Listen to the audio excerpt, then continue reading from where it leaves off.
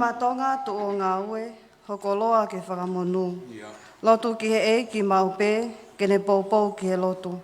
O malui atu pou, o malui atu pou.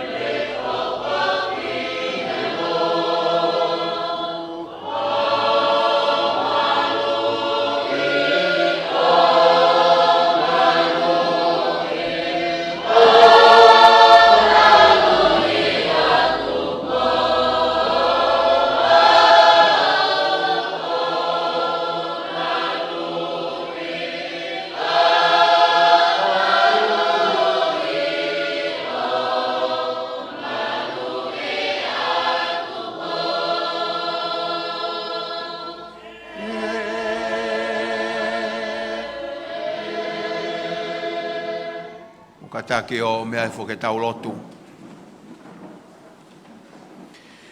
Ko e mea matalelei pea whakawhiawhia.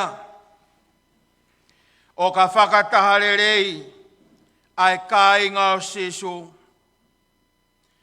O kunau mahalo taha pea rea loto taha.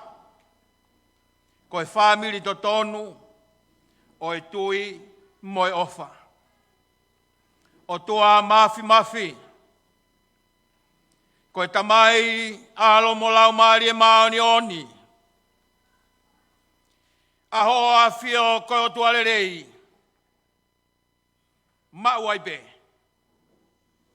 mauaipe o kulerei ai a fiona. Aho a fiona ke ngauhi, pea ke whakatupu ai universi ke mauluta. Nā ke ngāhui ki ai tangata mo e whewhine, ke ao mo e a fiona. I he tui, i he wheohi mo e ofa. Mau whia ke Fakafeta'i atu. Kau hi koe hoa whakakoloa. Ko mau te fua mai ke whare whakatahangani. O mau whakamoni atu, ko e a fiona, ko ke whakatōtare rei ki mau tōru, ke mau kau he wai sāpate e walu i mahina, kai o maa e whiohi anga o e whiawhini. Mau holo ki lalo he hoa ke mau vete atu e utua, ko hi koe amanaki mo e tūtūni ki hatangata. Ko ki mau tōlu eni, ko i whahi ngā nghala. Ko mau i ho ngai lau maa oni. Ko mau siaki ho tō ni. Ka mau whalala peki ho mau poto mo mau iwi. Pea ku i kai hato e vei ua. Mo vete e universi. O tatau pe he tui mo i off. Ka uhi koe hiki ai tangata, pia mehe a fiona. Koe au mau unuru mai ke vete atu ki a fiona, a pāta mai, whakamore iki mau tōlu. Ka aku whonu ho mau lo tohe whia. Kai toi whewhe, he katne nofo e ia ke lama kovi. Ko hai e tūho ao āto nai, Fakafeta'i koe ofa a fiona. Ko ke whakahokore rei e mau amanaki, ke mau kau he hoa koe ni, kai u maahono hinga. Fakafeta'i e kei whakalau maari e pe a Lufe, kau maatu pourewa. Mata whahe kai u maa, kau tahi whanua. Malo kei whae rei pe a whakapuria. Kai u maa nau tolu kotoa pe, ai whare matapure. Fakafeta'i atu malo kei whakalau maari rei pe ai, nata ek sea e katoanga, o e whiawhini. Kai uma e whafofonga wharearea Tongatapu walu. Kau whafofonga rea. Pure whakawahe kai uma e o sakolo. Kai uma ginau tolu kotoa pe si kau tak To'utupu. Ai kau Hiva. Whanau To'utupu. Sea kau maa e kau maulakanga e komiti o e To'utupu Folaha. Fakafeta'i ho maulau maarie. He kei taki tonu pe ai awhiona. Ta mau whekita hi ofa. Ka koe tauhile rei ai awhiona. Fakafeta'i ate ngai tāpua kre rei kotoa pe. Po tūtu o e whiawhini, whai pe he tangata. Ka koe whakahoko ki mau tolu ke mau kau he whiawhini. Fakafeta'i ai ho maulau maarie. E o toa mafi. Mau ono mai pe ke tau tapa ki a Fiona. Mau fie mau pe ho tokoni. Mau fie mau pe ho tataki. Lau maari e maani oni. Haere ai whakatahangani. Whakapolo aki ho keresi. Mo e tāpo aki whakahewani. Ai sea e kātoangan. Whafofonga wharea rea kau mai kau whafofonga rea. Pure whakawahe kau mai sakolo. Kau Hiva. Kau maas kau tahi whanau. Sea kau maa ai komiti ngau e To'utupu Folaha. Tuku ho lau maari eke ne tāke kina ki mau tolu. He whiawhi whakoloa koen. Eiki o mau tua meri e pe ki ho tataki. Ko ia o mau noa tuho lau maari e.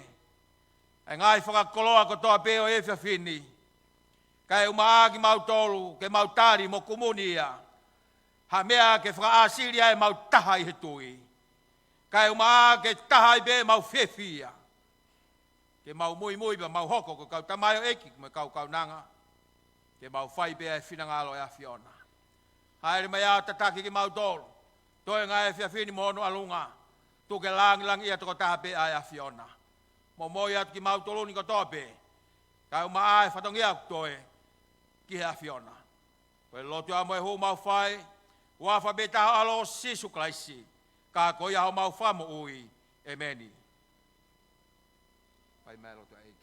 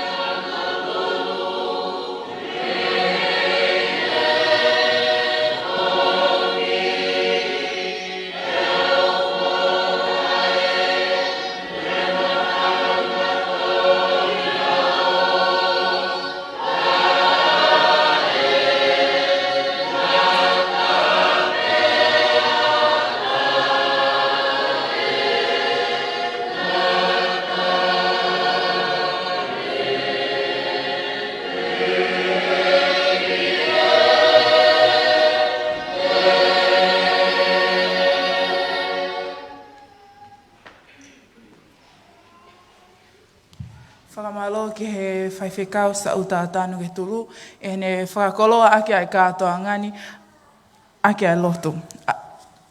Koe whatatau ki polokalama ko tuwhātu, koe kamata aki ai lea taritali, e whakahoko ia e lauman mā afu, ko sekeritali ai To'utupu o Folaha. Ki mua peke lava maa a lau manu, fra mole mole pe te u whakahoko atu pe a e tau polokalama, a e kau Hiva pehe ke he lea uluaki o e Poleani. Ko Hiva uraki e kamata ia e he sisu ko e whetuungi la kwaia, pe a hoko mai ki ai a Hiva a e sias aho fitu Folaha. Pea Hiva whika tolu ki ai ko e la taki Folaha, pea e kamata e taulea whika uraki e Mrs. Pisila Matawhahi o Tunuku, ko e Deputy CEO o e Ministry of Finance. Whawhena la manu ke lava mai o whaia lea taitari.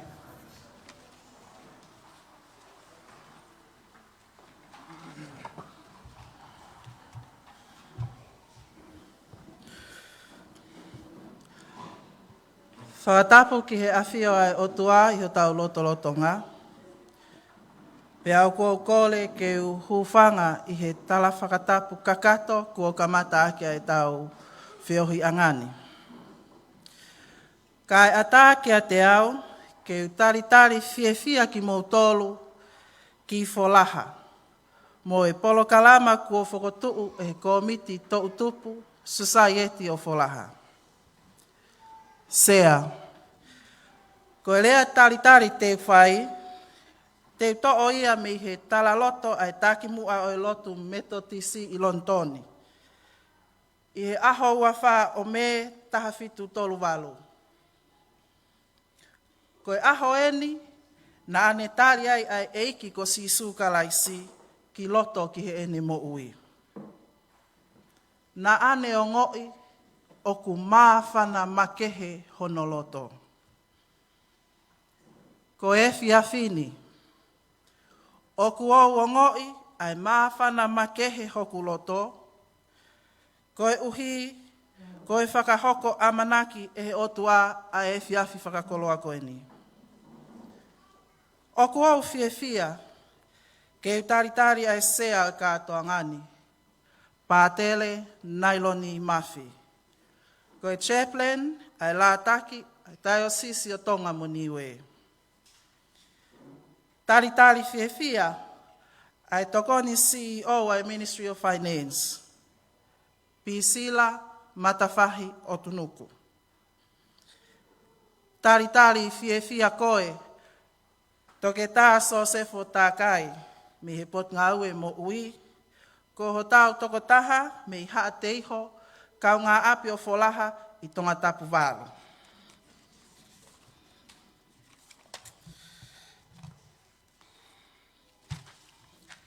Tari whiawhia ai CEO ai mia, toke tā fotu fisi iahi, mo e potu ngā au e whakaloto whonua. Tari whiawhia ai whakafofonga whalealea o Tongatapu wālo, se misi whakahau. Whakatauange ki he otua mafi, ke ne tau malingi atu hangahi tāpuake, o tāpuaki i ki mou tolu, he fua whatongia i he puleanga. Whiawhia ke taritari ai kau Hiva maalie o e whiawhini. Kau Hiva ai whetuungingi la me i kolofo ou. Kau Hiva ai lātaki a Folaha. Kau Hiva ai siasi Tongatapu o Folaha. Kau Hiva ai siasi Tongatapu o Nuku he tulu. Kau Hiva o siasi Wesiliana Tawataina o Tonga o Nuku he tulu. Pea moe Kau Hiva o siasi aho fitu o Folaha. Tāwange ki he otua mafi, ke ne tau malingi atu haiwi whakalau maalie. Ke whakahoko aki ho mou tautai tangata ku whai he Lotu. Whakatawange ki he otua mafi. Ke tau mau hakatoanga o ku makehe atu ahono mawhana. I he lau maalie maoni. Ke tau whiawhia i he eiki, pea taha mau pea e tau tui o whātu.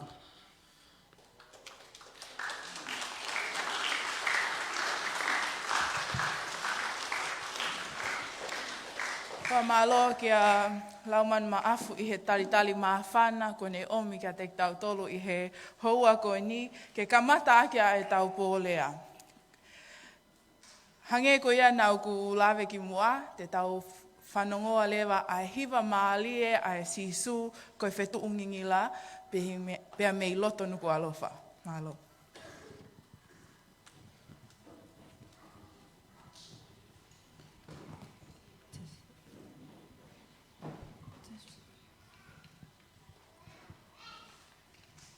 Tap mo afia o toa i o tau Tonga.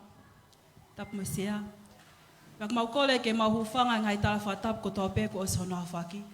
Ka tā mo ki mau tole platform e sisu ko e whetungingila. Ke whakahoko a hiwa whalanglang o tua i he whiafu koini. Whiawhia ke kau whatahaba me whatsame. Whaftai ka sihova he ukulele ia. O tolonga he aku taingata ni alo o wha. Wak au tui ko e whiawhia ko e ni i Folaha. Tau Fakafeta'i ke sihova. He ukulelei pe aku tolonga mau pe ai ni alo ofa. Ko hiva omna ke mau fai o fa ok pehee. Fakatupu haloto maa ia te au e o tua. Tā noa e whatsame. Fakatupu haloto maa ia te au e o tua.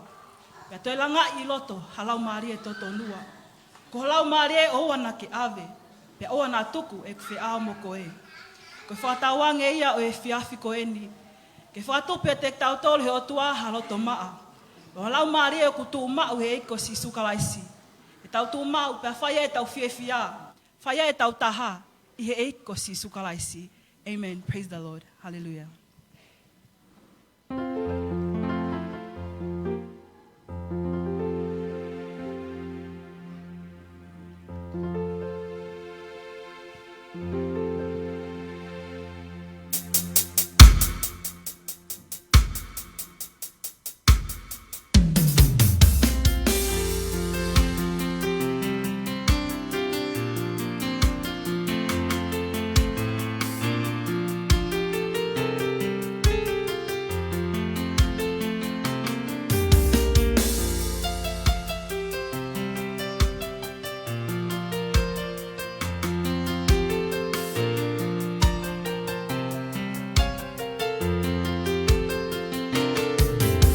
To'utupu haloto maa eiki ia te au mohalau mali e tumau.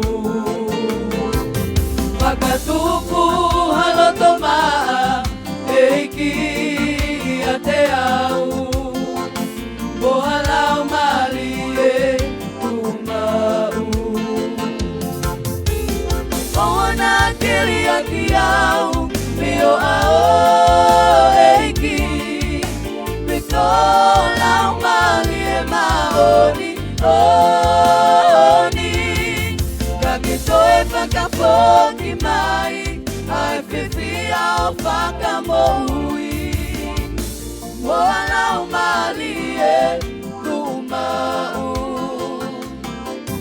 Fakatupu haloto maa eiki ia te au moala umali e tumau. Fakatupu haloto maa eiki ia te au moala umali e tumau. Ona kelia kiau mio ao eiki mikola umali e maoni oni kakito e whakafoki mai ai whiwhia o whakamohui moala umali e tumau.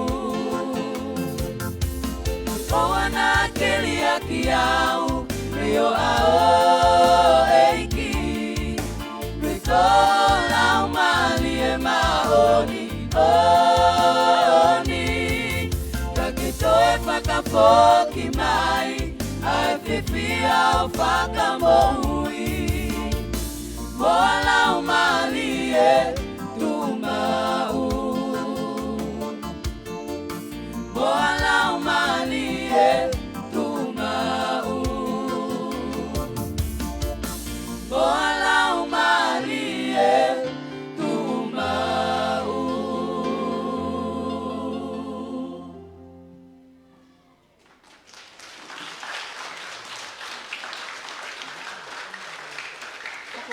ke mo toe paspasi mai ai kauhiva ai fetu umila mei kolofo o. Oku kore atu heni ke mo paspasi mai ai kauhiva ai siasi a fitu a folaha pia kahili peko ia e hiva ai lataki pia whakahoko lewa e tau lea uruaki. Siasi a fitu folaha malo.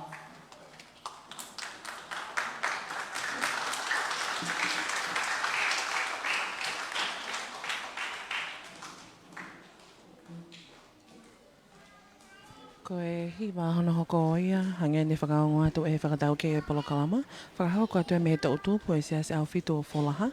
Ka hili ia e hoko atu lewa ki he hiwa me he lātaki o Folaha. Pea ka hili e ngahi hiwa o whotutu o atu hoko e tolu ko ia. Ki he polokalama po hiwa Fakafeta'i mo lea e whiawhini e hoko atu lewa ki he fuafua lea o e whiawhini ia, ka koe polokalama ia o e whiawhini, e whakahoko me he tokoni pule o e potu ngā ue paanga, pisi la matawhahi o tunuku. Whamawhana pia whawhiwhia pita e wakai ato ki he tokolahi ai To'utupu pehee ke longa i whanau ai ngahi whungawaka kehe o e Lotu i he Folaha ia.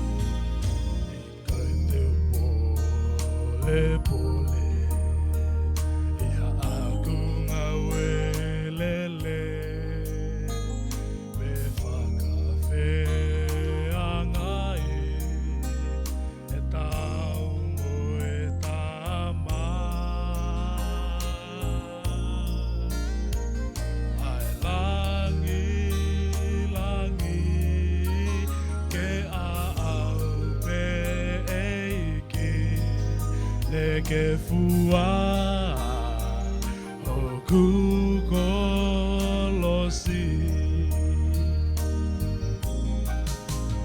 te wiki ihana kolosi koyate ahoku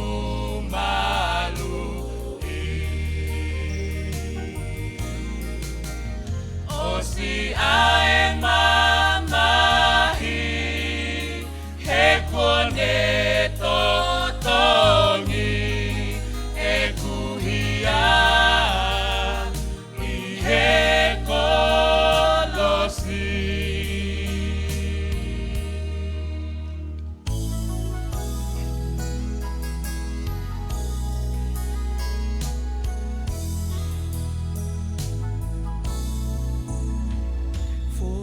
Ki hoku pale pea mo e kalauni a hoku kotoa teu o atu maau ai kai teu fe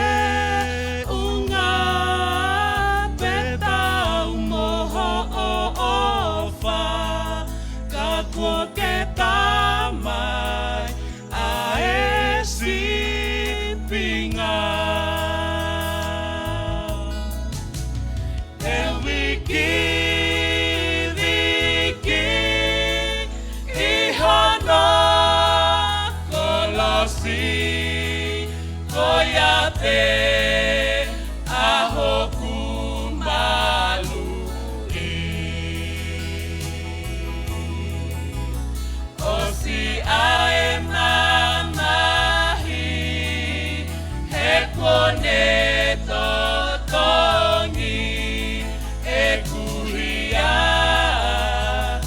i he kolosi.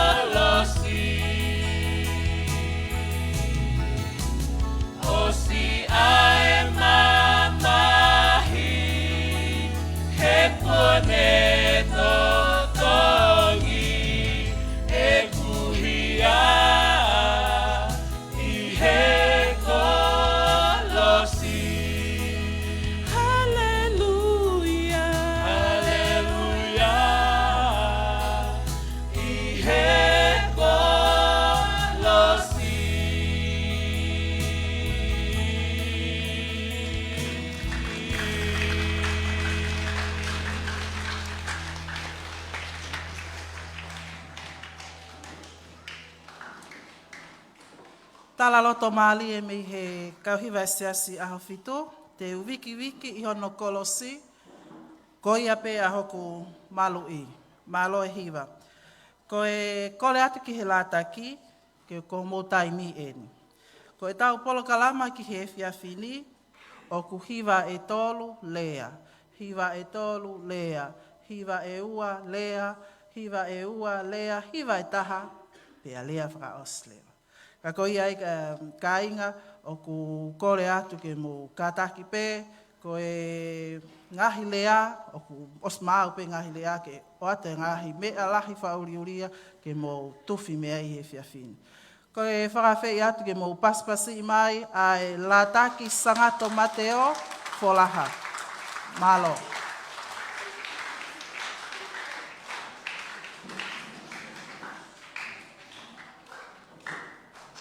Ko e hiva hono hoko ia e hoko atu ki ai pō lea mo e hiva fakafeta'i whakawiki o e whiawhini whakahoko atu mei he lātaki seasi katolika loma o Folaha. Pea ka hiri pea hange ne urak whakaongo atu e whakahoko atu ai fuafua lea ki e whiawhini. Mei he tokoni pule o e potunga o e paanga. Pisila matawhahi o tunoko. Ka hiri ai lea koe ai hoko atu ai pē ki he hiva hono wha, whakahoko atu e me siasi o Tonga o tauataina o nuk he tulu.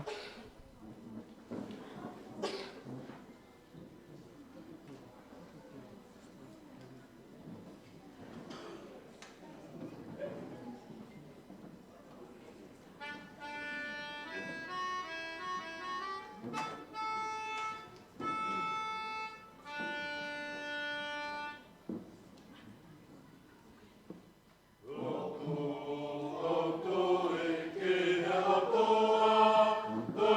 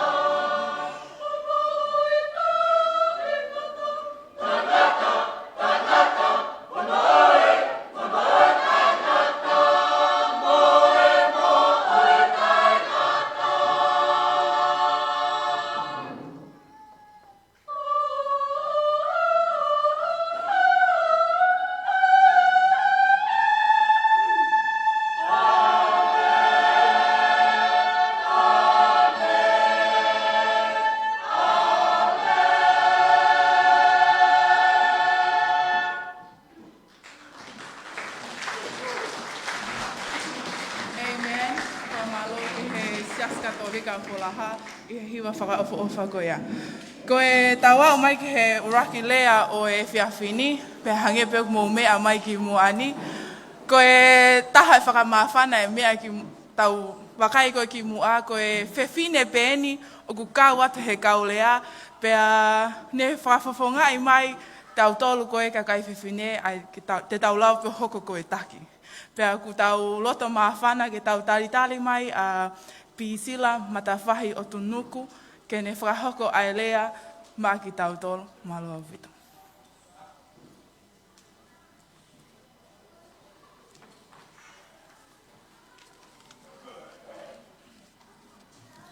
Tape mai o tua kua whia tau lototong.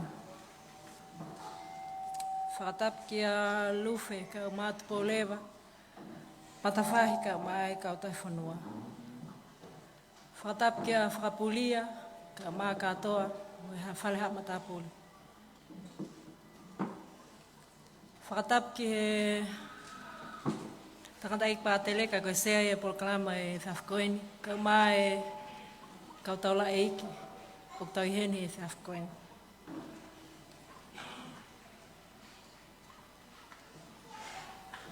Whakatap ki he whawhawhonga whalea lea, pia pehee ke CEO e mia, pia mo kau ngā lea i o whawhkoeni.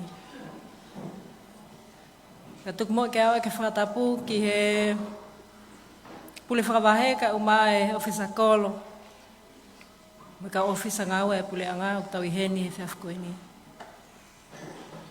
Whakatapu mawahe, ke To'utupu e Lotu kai anō, pia kātaki pe Lotu kai anō. Kai umaa e To'utupu e hala hopopok tau whakataha.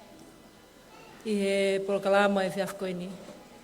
Pia whalahiat ke he mātua, ka umaa e tau e whanau.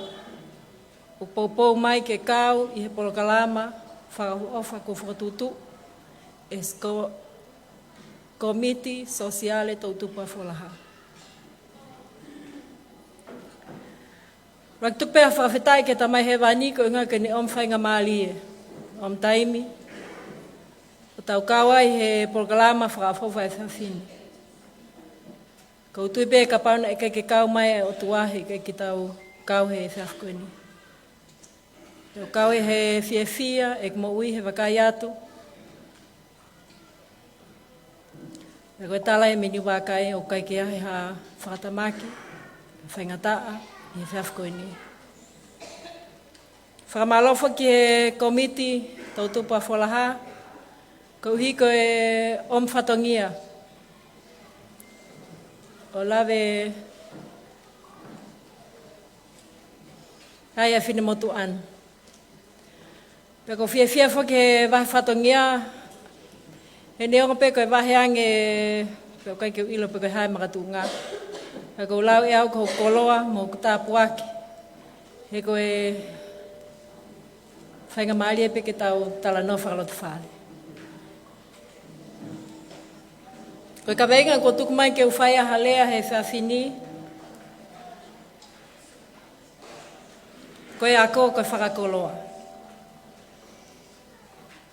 Pa te ukol whamolemole hen ki he whanua he tau ilope e tau tuku ngā, pia koe me kau holomua I he malaio e ako, pia koe me kau kakai matea ki ako, pia mo kakai ilo he ako he whunuan. Ka tāpe mo o ke whakafofonga, ko hika whatongia e whawhkoeni. O whai pia ki tala noa tua. Pia koe ha e iku anga e whai kia e tala noa, ka tuku ange pe mu e lea ke whai pe. Pea ka aua tu pe o kai ke fu tau lelei pea mo ka taki pe toki whakakakata te lea me o takita api. Ka venga koe ako koe whakakoloa. Pena e popake ange ai whakawhe pea kia te auna uongo I pe kou whaingata ia. Ka kou ilo pe ai makatuunga e whakatu ka venga kou hiko e To'utupu pe mo e whatongia ako nau whakafua. Pa te whainga pe ke whai peha ki I wawako e whai ko ia. Te kamata pe mei hen. Ko tau tolu fuk tau tupu hak pe hen, pa na tau lau tohi pe I Folaha, ni pa na tau toki alwa I pe o luelue, I pe o whainga he pasio alu ki kolo ki ako. Pea koe ako ia i he tau iloi. Na tau tupu ak pea tau ngai famili, pea koe lea tonga pehee koe ako, ka mata mei api. Pea ka pate tau whakakaukau ki he whakakaukau koe ia, tutupu hake ki i whanau, koe ke nau ilha mea. Poto ako i he matua e whanau, ke poto he kai, lue. Pea koe ni alo hake tamasia fulahi, pea pehee lewa kua aunga e tamasii. Pea aspata ke ale tamasii ke lau tohi, ako kolisi alo hatuai ne ako ai. Pea koe ni fulahi ka tamasio kamata no famili, pea tau whanonga lewa ki he lea o pehee, o kua aunga e ne ako. Ka koe whehui lewa ki a tau a whanau he whiaf koe ni, pe koe hā koe ai ako i he lau koe ai tau whakakaukau. O kuia e ngahi lea e ni ihi o wha ngawe aki, pe he aki e ngahi polokalama lea koe lea taha koe alu kumi ofa, lea taha koe alu kumi o mai. Ka maa koe lea ko manako kia he whakakaukau e ako, koe ala ki he otua. He ku whakakaukau ua foki ako, ko e te kumi ki ha poto o kulahi ange. Pe ko e te wheinga ke te ilo lahi ki ha mea, ko uhi he ku te sio atu ki ha ngau e te lava whai.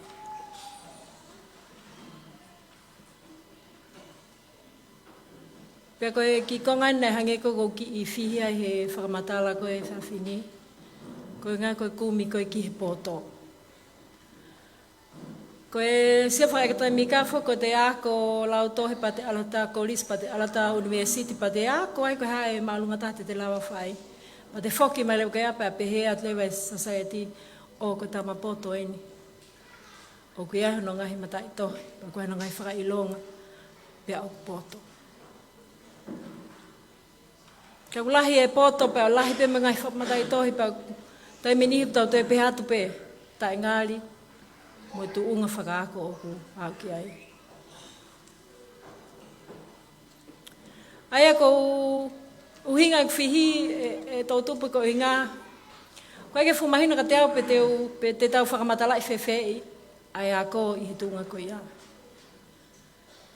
Aia kia te au, ke ki te whalahi ange tau sio, koe ako, koe whakalakalaka e te moui ki a tūkunga o maalungange. Aia ke te au tonoange tau pehee ala ki he otua.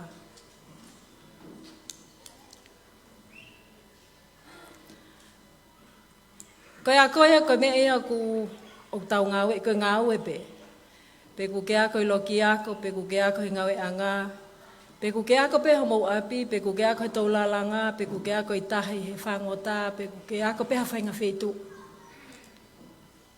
Ka ku ke o mai e pe koe poto i ngā au, pe koe ilo, pe koe foi whakakaukau mawahe, ke tānaki mai ke homoui o tokoni kia te koe. Lahe ngahi kau ako ngau o whakakaunga tāmaki ako. Ka ngi ko glawe nei. Lahi ngahi lai pepa. Ka ko nofko society tau wakaiat pa te tau pehee lewa. Pe ko haka ni mea nei hao moia.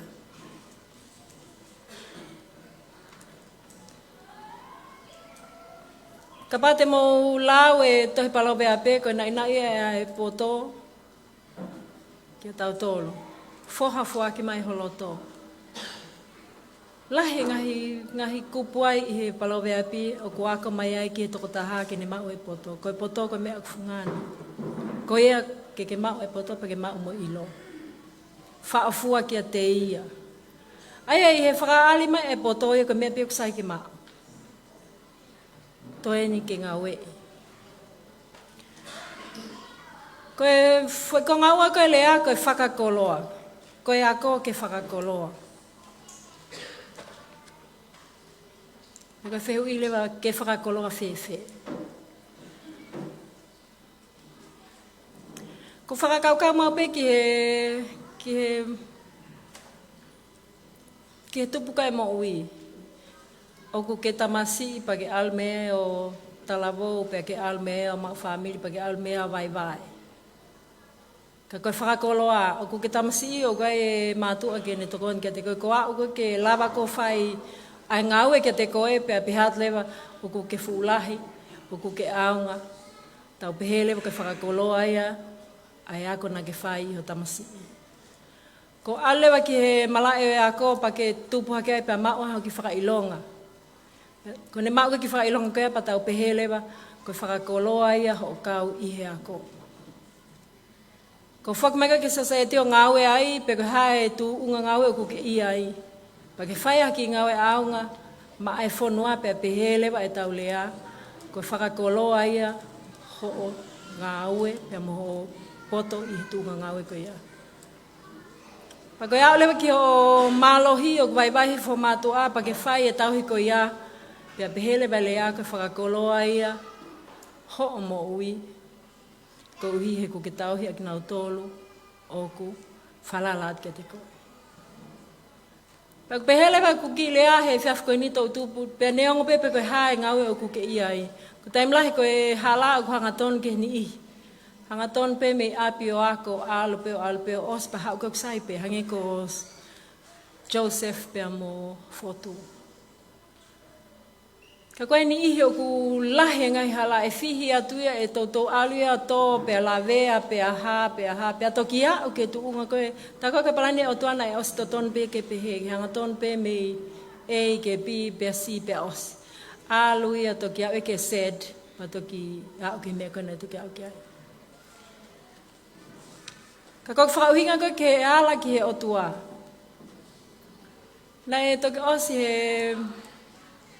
Pea mō kātaki peko ki tāna whakatua. Toki o se ngahi wiki kohili e wiki e whale paanga. Pena e toa he mau koloa me he tangata e ki tale kita e Evangelio e Wesiliana. Koe whatongia, koe loto, koe nima o kumaa mo loto kua tata. Ka koe whakainga mai ani ki he kaweinga o e ala ki he otua. Pea mai whakahinohino he sa me wawha. Koe kaka ki e mo unga sayone, koe tuu he awe o tua, o kwhai akia a nima o kumaa mo loto kua tata. Whakatunga ane, whakatoko ua, ka o mai tau whanau he whiaf koe ni. Koe whakakoloa i he ako, i he ek whakakaukau. Koe whakautmauku pe koe hae ki whatongia o mai. Whai akia e nima kuma loto ata i whakakaukau e tāwea mo e otua. Pea koe tui e hoko e koe whakakoloa i he mo ui. Ko ilo pe koe ngahi pole a koe pole o kulahi pe hangi koe To'utupu e taimini ulahi ngahi pole i whai Tongatapu i he humai e internet. I he ngahi mea pe a ku hau ke taki ai whakakaukau. Ka koe whakamau pōpō e. Ka pau kua hawesi ko pehe ke whakamau ki ai e whakakaukau.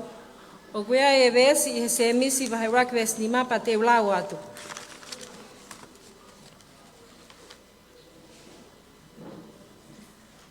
Ka o ka pau koe poto o masiva ai hata. Ke ne kole mihi o tua ai a kune fuaki ata pe. Ki he kakai kotoa pe. O ikai atu moi lau pe e fuaki aki ai. Fakafeta'i koe o tua e ko ofa. Pe au lahi nege kātaki. Pa koe ne ofa ana ia o ku turimui me ke te tautolu koe me anghala. Na ne wha tautolu ko heo no imisi. Pe koe ne ofa na ne hifo pekia ki tau mo ui ai. Koe ako, koe whakakoloa, ia koe whakakoloa, o ka pau te tawala ki he o tua. O ka tawala ki ai ha, ai nima, o kumaa, ai loto o kua tata. O whaat ke whawhonga kotoa pe, o whaat ke matua, pe ka pau o tōnou no e leapa mo ka taki pe. O teke whu matua tua whiunga, ke whaiha whu whakapopoto. Ka neongo ia ndai whai pē whenga. Lewe e malanga kai tau.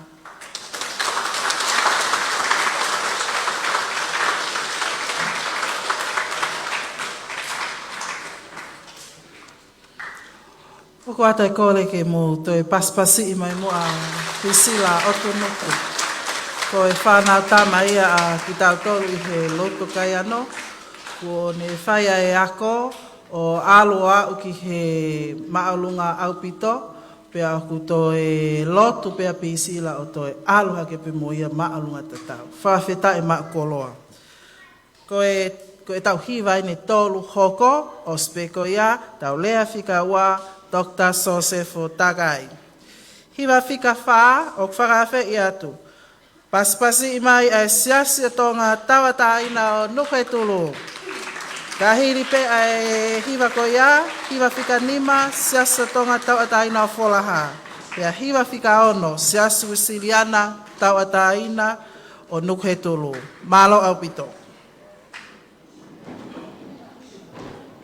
Hiva whakamawhana mo lea whakamawhana e ne tau toki o ngona me he lātaki o Folaha. Kau whakataha pe foki mo e mātu a tai whanau, pe kilonga i whanau. Iono poupou a mai koia ai kulupu hiva a lātaki o Folaha. Māli e pe whakamawhana foki e lea whakahoko me a pisila matawhahi o tunuku. Te uteu atu ai ki he Hiva, pea me he siasi o Tonga, siasi Tonga tawa taina o nuku he tulu ia. I he Lotu gai anō e taimini e.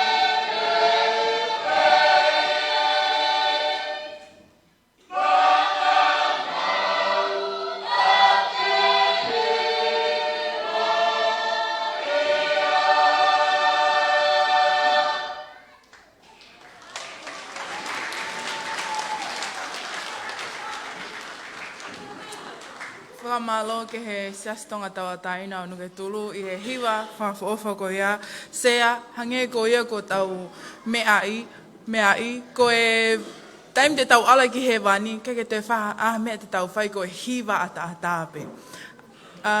Te tau hoko lewa ke he hiva a sias Tongatapu o Folaha. Malo.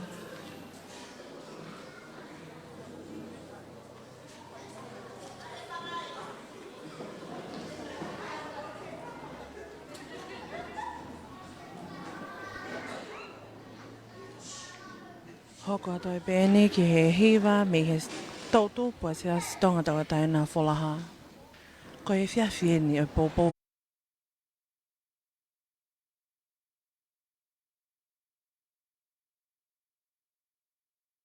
Tongatapu na no ko he tolu tau whanongo le waini ki he ngahi leo e sias Tongatapu na o Folaha.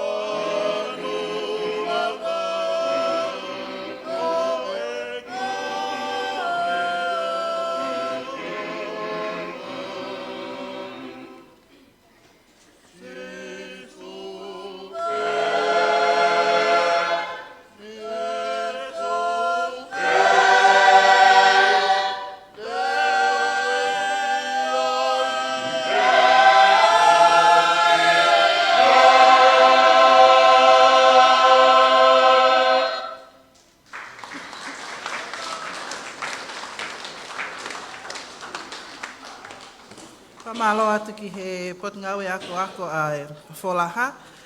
Ko le atu ki he potngawe talavou nuku he tulu. Ko mo taimi eni ka hili peia e whakahokat lewa e tau lea whikaua ki he whiawhini.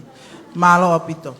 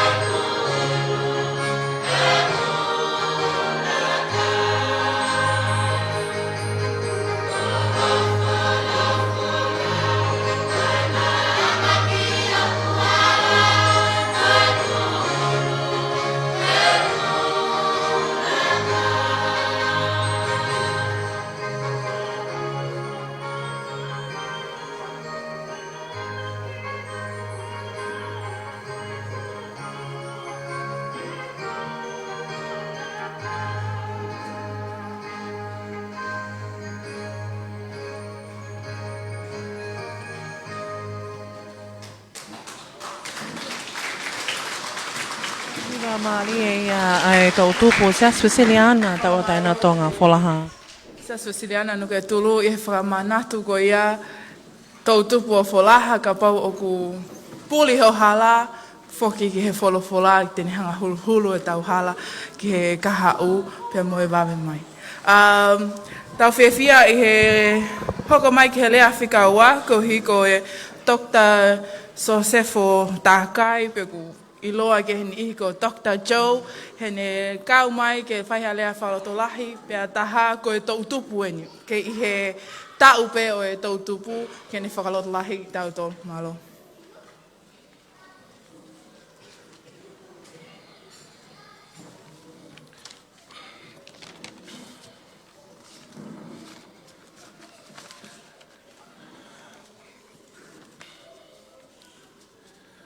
Kore peke hufanga tu he tal Fakatapu kakato ko kamata ke tau polokalama whakalau maari e whakawhiawhia, whakamawhana o e whiawhini. Kau whakataha atu pia moku kau ngā lea o e whiawhini. Ke o atu peha ki wahe nou, pia mo omi ka tau e whainga maari e ke o whakalawelawe atu, mo kau ngā kau whakataha mai mo ki mautolu, i he polokalama maho inga o e whiawhini. Ko hoku hingoa ko Sosefo Tākai, au kai ke sola ke te au, ai polokalama ko eni i he To'utupu he Society o Folaha. Sea, te ukole pehe hangu fua. Ke whakahoko ki lea pōpou, ngā hoi aki pehe ngahi lea mahino. Lea anga maheni. Hangepe ko ia mo mea mai ki ai, ko au ene si taha he maukau lea he whiawhini.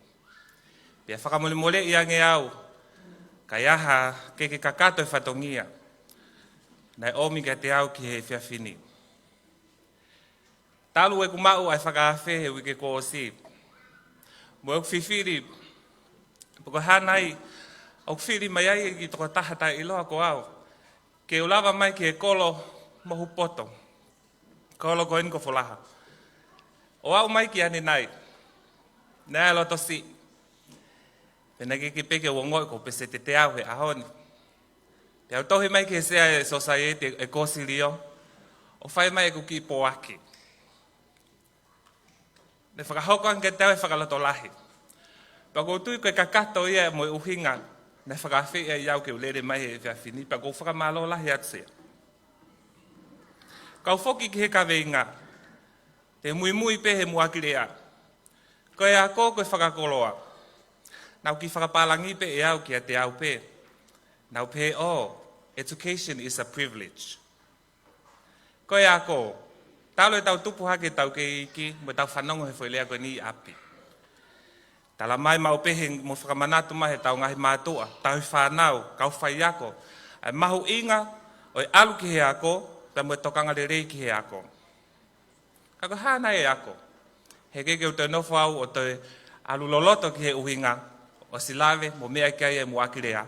Pea koutui e te mui mai mo e kaulea i he kaweinga ta taupe koe tala noa ki he ako.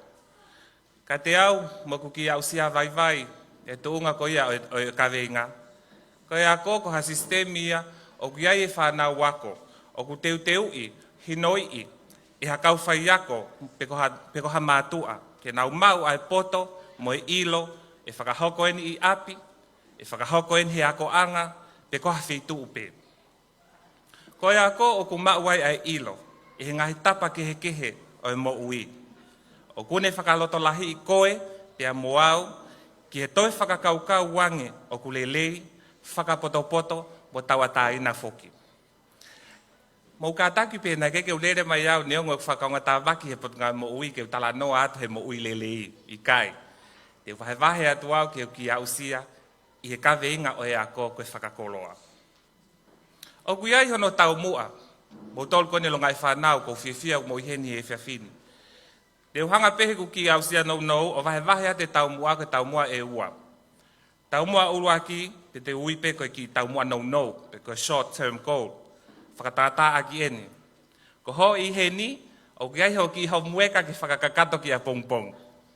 Ka tau mua nou ia, te uwhenga ke kakato e hau mueka. Te whakapapau i ke ulawa he CV. Ke te whakapapau i o kou hiki me he le volo uruaki ke he le volo ua i he tau kotoa pē. Te whenga ke kapiteni he kalasi, pe te kau i he kau tūki mua i he ako anga. Ka tau mua nou ia. I he tau mua loa lewa, pe ko long term goal, te whakatata aki eni. Te whenga ke hoko atu e kuako, ke mau hakaha ua kurere. Te whenga ke mau haku ngā ue o kurere yange. Te tokoni ki he famili ha aho, o ka pau te ulawai rei e kuako. Pe ko hai tene ilo, te hoko ko ha minister, ma a folaha i ha aho. Ka ngahi long term ia pe ko siolo loa i he tau mua. Nai lawe mua ki rea ki he ngahi pore o e ako. Hei kai ki utoe tala noa loa ki ai, he tau au sia kotoa pē. E kehe ki pore ko nau whikuki mo ia, he kai ki tatau ia pia mukoe. Ka te utoto konga lalahi atu pē. Kai pore ki he tuunga whakapaa ngā, ma whakaekonomika kuas mahino pē ia. Hake mai e teknolosia, mono ngahi wesia makehe ata mai e tau To'utupu. Tai mene whai Tongatapu, tau whanongo he ongongo. Wesia, pia he ai e ata mai, e tokolahi e tau To'utupu e whanua. Au tau Fakamalo pe, au tau kei tupake ki whanua koen ko Tonga. Talu me he ngahi tau, me taha walu fitu ono nai, ki whakatontonu mai au he kau lea o he whiawhini. Mo e tae totongi e tau wako i Tongan. Pia au tau whiawhia ai. Pia kai whakatata ki he ripoti me potungao e ako wha Moimoi. Aku kei pe seti pe Hiva walu ki o lunga, ai ako mo i ilo i Tongan. Tau whakawhiawhia o tau wau ke tuunga ko ia. Ko e kuki whakaloto lahi pe eni, mo kuki tokoni ki he kawenga, ke whakaosia ke poupou. Urua ki he whanau ako. Whakawae lelei ho tau mua ke i taimi. E malawa lelei yangi ka pau e whakahoko he kamataanga i ho ke sii. Oua e fo i he whinga. Whanongo lelei ki he mātua. Whai ako mo e kau whale i. Tari e lelei, ako me he kovi. He ia e aho e matang lelei, pe ia he aho e whaingata. Ki he To'utupu, taha hasi binga lelei, ki he longa i whanau. Whiri, pea whiri ke tonu. Tokanga ki he ngahi langa whakalakalaka mo e kuonga. Tata te whita ki he ngahi media sosiale mo e interneti ki o e te ke uesia ai. Aku ngari whakakata pe e tau whangaki kalanga au pehe, tuu holo mui te ka matafo ou mai. Ka koe anga ia ai mo ui. Te tau whepaki mo e whaingataa. Ki tuu, ki holo mui, ki whakakaukau lelehi, te ke toki hoko atu. Ki he mātua tau i whanau. Oua e fōi he teke ai whanau ki he ako. Ko ho o taimi au whie mau. Gea e mātua lahi. Nau mo ua anki nau tolu he ngahi mea ke he. He media sosiare. Me ngahi whatongia ke he. Ko he whehu i. Oku nei nei ha taimi. Oku ke egai ki ho whoha. Oku wheha ke he ako. Oku ke whe mau tokoni. Ke whakaosi pe, ko ki tau tolu mo e ātakai. Tau poupou mau pe. Sio ki he kovi ta ofi. Kau ke hatahau hola he ako, whekau ke foki ki he ako. Kau ke hatahau whe mau tokoni he ako, tokoni. Oku ikai ke sai e mea ko whese seo whaki he ako. Ko e ako ke whe tokoni aki. Ko sirio folaha. Ko ho mo tau mua ke langa hake ha folaha. Oku mo ui lele yange he lau maarie, sino mo e atamai foki. Ka whipopo wake ngahi kupu whekau aki e au sia ho mo tau mua. Oko popo watu Palesiteni, pehe ki he toenga e ko sirio To'utupu Folaha, ke he langa ngā ue oku mo whakahoko. E koe au whangatuko e ki popo he whiawhini. Kau ki kupu i lea pe ko manako ki ai. O pehee, I will do my very best and let God do the rest. Kono whakatonga, te whakahoko peho kulele taha whanau, ka kono whakaosi e tuku e ki he otua, tua o whatu.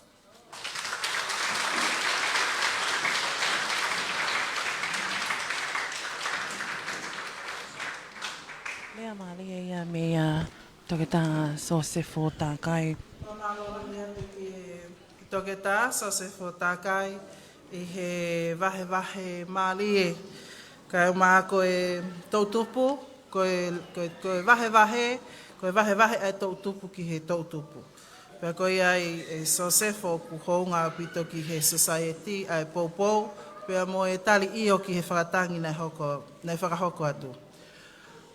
Ko e foi Hiva e ua, pe a lea fika tōru. Hiva fika fitu, Fakafeta'i atu. Siasi aho fitu Folaha.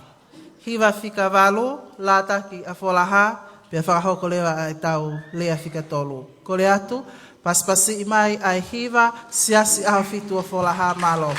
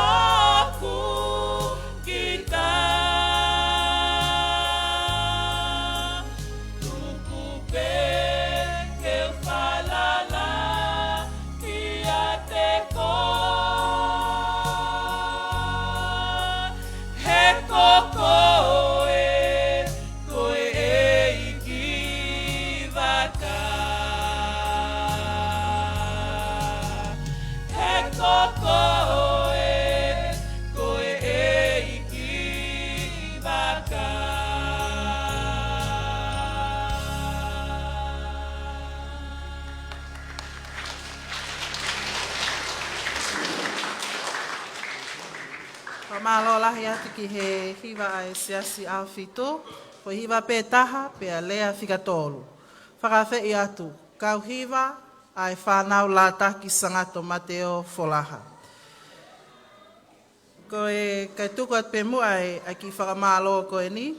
O ko atu ai Fakamalo ki he Netalia Beautician mo e Lufe boys. O kunau tokoni ki hono sponsor ai broadcasting i he letio valu fitu poinima e whaema. Neta Lufe o kuhounga au pito ai tokoni mo e ofa. Ko le atu koe hilipe ai tau lea whikatolu, hiva pe e ua, lea whikawha. Hiva e ua, lea Fakamalo, hiva e taha, pia tau wao whangatuku lewa. Fakafeta'i atu, la taki sangato Mateo Folaha. Malo.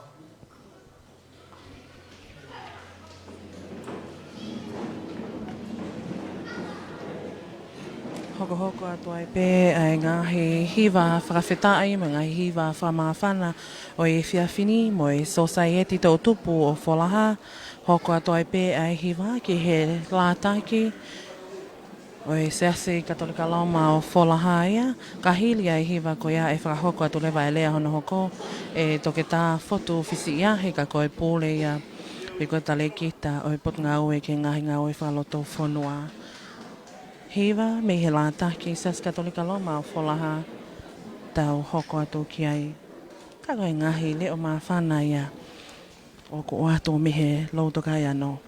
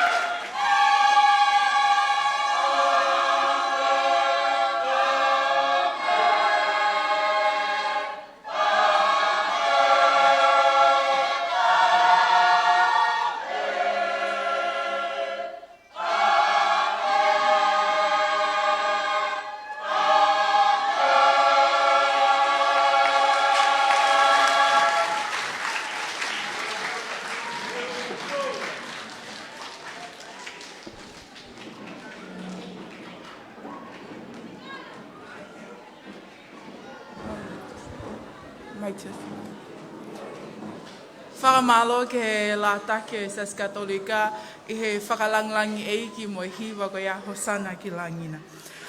Tau hoko mai ki he lea whika tolu o e whiawhini, o kutuku ia ki a toke tā fotu whisi iahi, ko e toko taha whukoniu I kai ke sola ia ki a teik tau tolu he whonuani, ko e Deputy CEO, ka taki ko CEO ia ai Ministry of Internal Affairs, pe ko e potu ngau e whakaloto whonua, pot ngau e whakaloto whonua, pea oku anta foki ai youth pe ko e To'utupu Folaha a Tonga ni I he potu ngau e ai tamayo e kini, malo.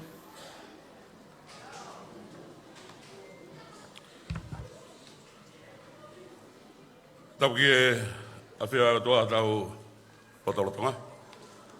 Tau pia mo e kere tupu ai Lotu.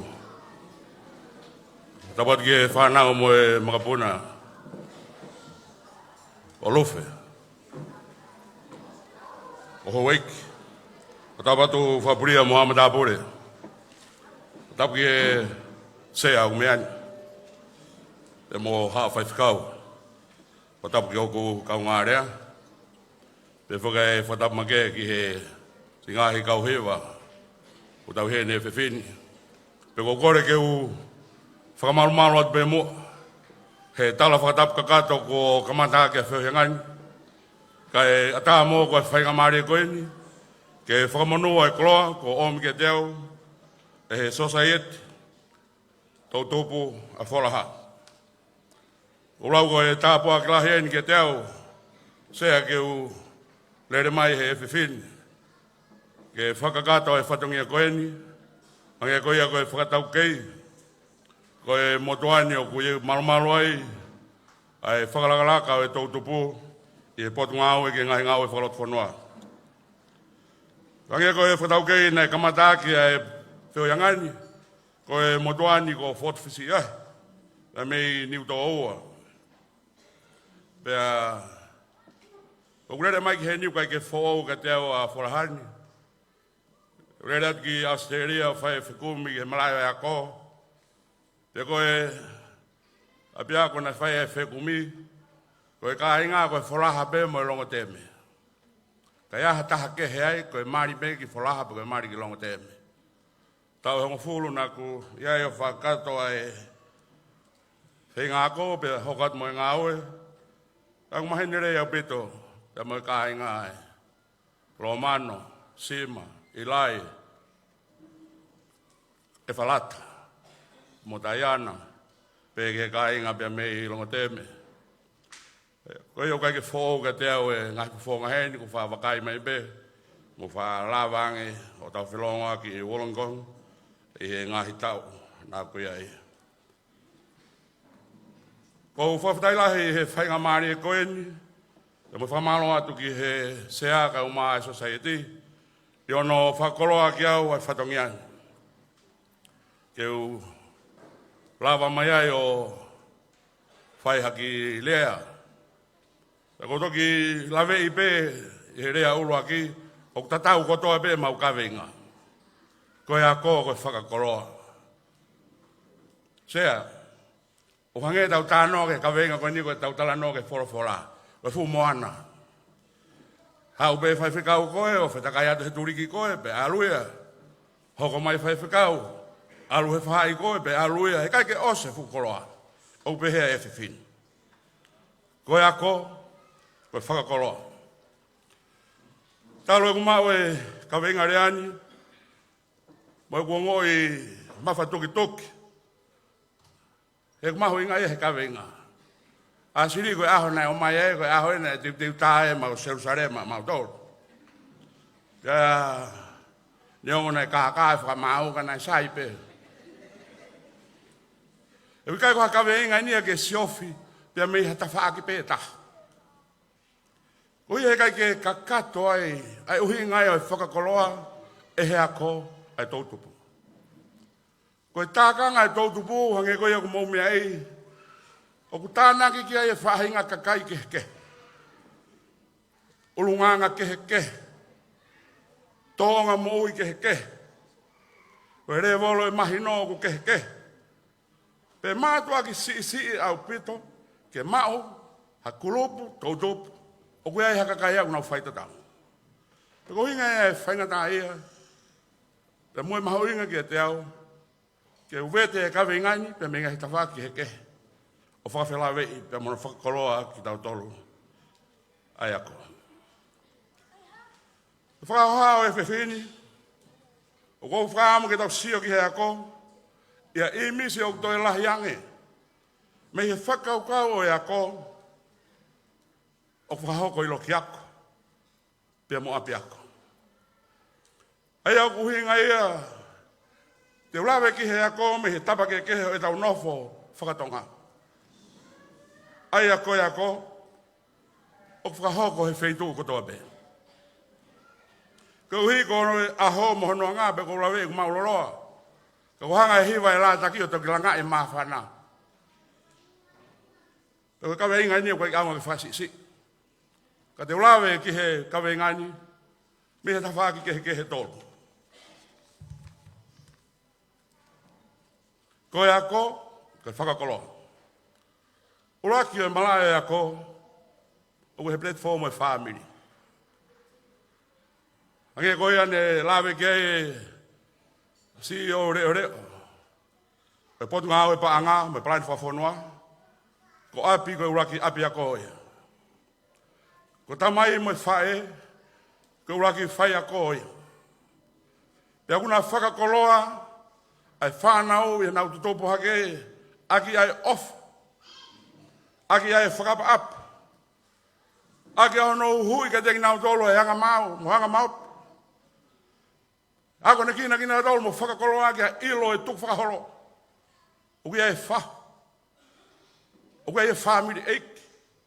Mo ngā hei whakahohoko tau no whatonga. O nau tataki ki nau tolo whakakoloa aki. Ai awe ki ngahi maunga keresi.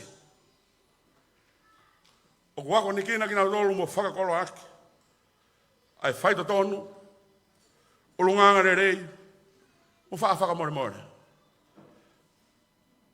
Te mai hāfua, ai ngahi mea o malawa ke whakakolo aki, ai whanau, i he uraki malaya e ako, kako api.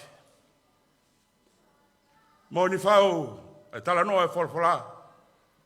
Tala mea ke tek nau tolu hawa whanau, pe he nau lalai hake, i kai ke mahu ia me tek nau tolu.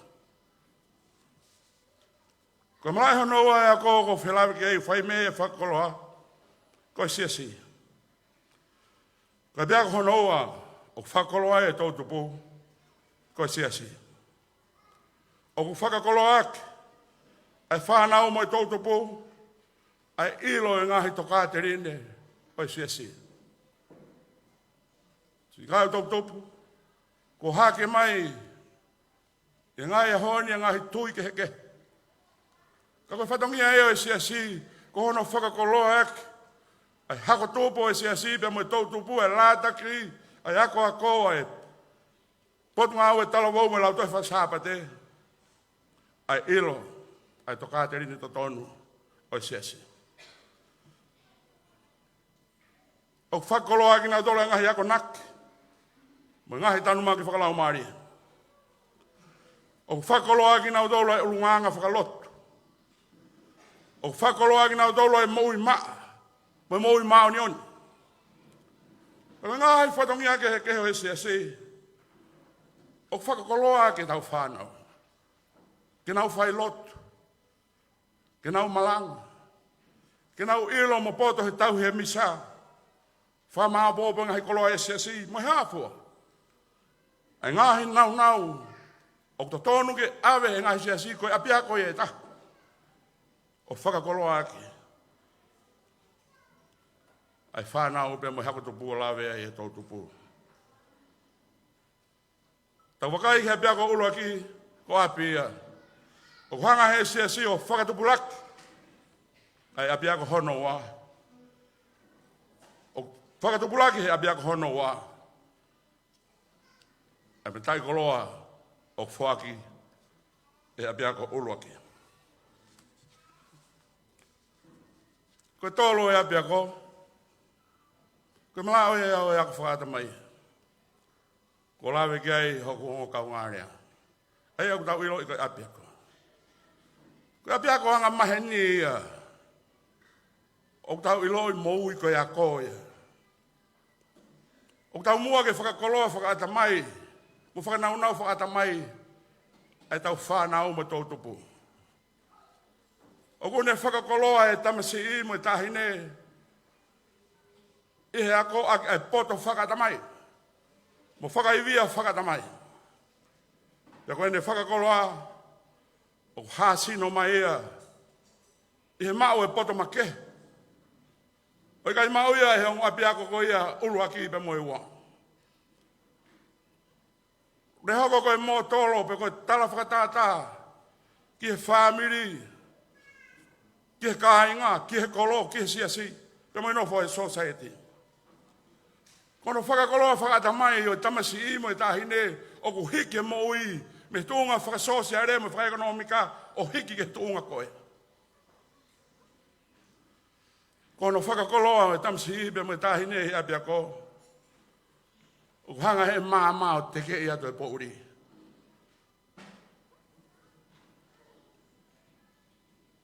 E koloa ia whakatamai i tamasi i mo i tahine o malawa kene wahe atu. Ki ha tahke, ki hono loto whare, ki ha nihke. Ta uiro kotoa pēka ia ha taha famili, haki famili kotoa ha toko taha e o aluke university, foki mai me aakole rei, u ne hoko e kotoa tahke Moimoi ai, ko stepu ia ke tuu ai, ai toi ngā famili o kakai, e tuu ngā whakatamai, ko whakakoloa ia, ko atamai. Whakakoloa ki nau tolu, ai loto lai. Mo ata mai ne rei ke nau whekomi ke nau moi ke nau tūpea ke nau tolu. O i kai hatu e whawhalala. Ki he tama i pia mo e whae.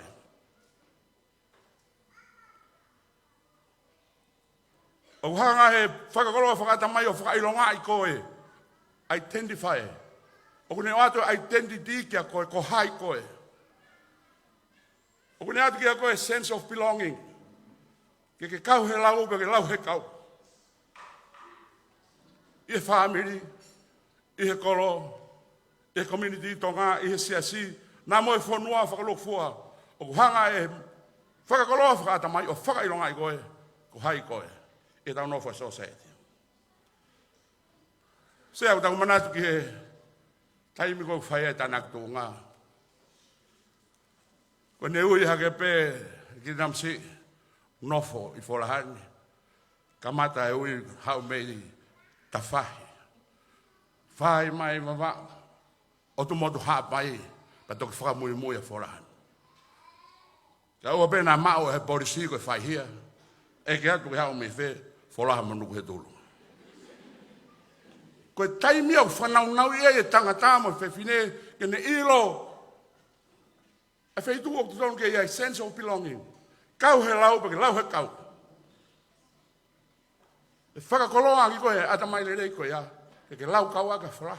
Lau kau aka nuk he tolu. E ngai mea le rei koe toi pe. Te mo whakahoko. Whanau To'utupu. Whanau ako. Manatu mau pe ko whakakoloa na e kamatai me api. E hei kai ke whaiwhaiange o ku ke poto koe. E toko taha koe ia mo e toko ua na whakakoloa koe api. Te ke aluko wako wao pākilangi. E kei poto ang peta mai me whae ia te koe. O sku mea wau ke ngata anga ya koko filosefa. Kau kei poto ang peta mai ak mo whae ia. Ki tā noa whakatua. Sea keke watu e motu.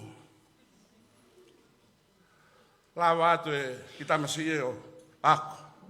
Paktau ilo e pe e tala noa whakamotu. Foki mai e ki tala wau kanima e matai tohe sae nisi. Tau atu ki motu.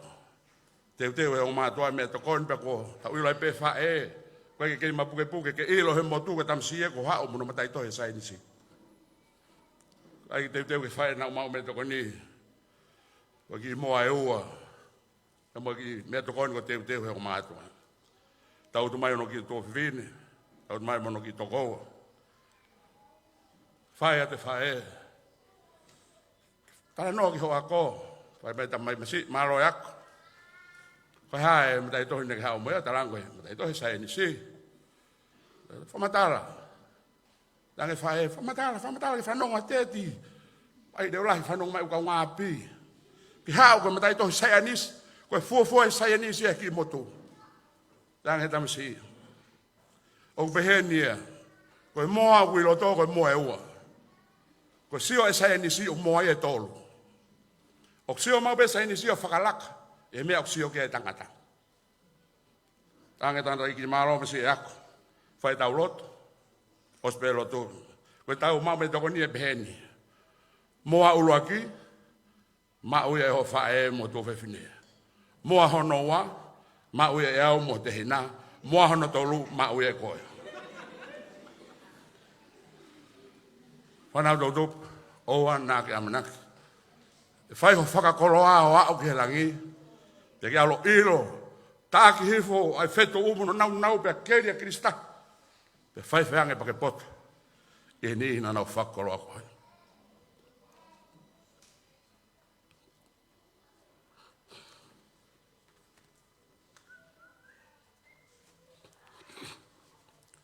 Si kāinga wa whalaha manu koe tōlu.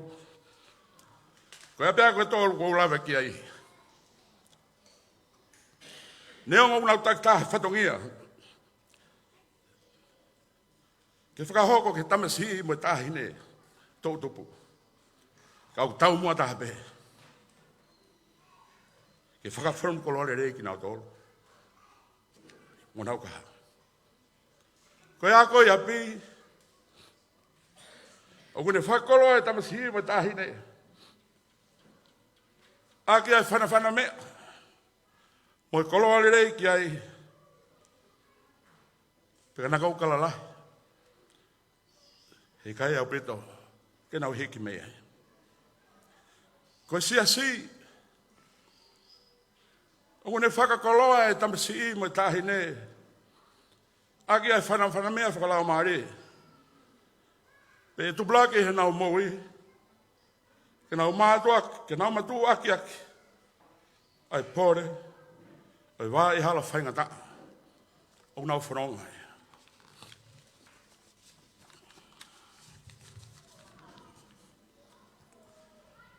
Pea ko apiako.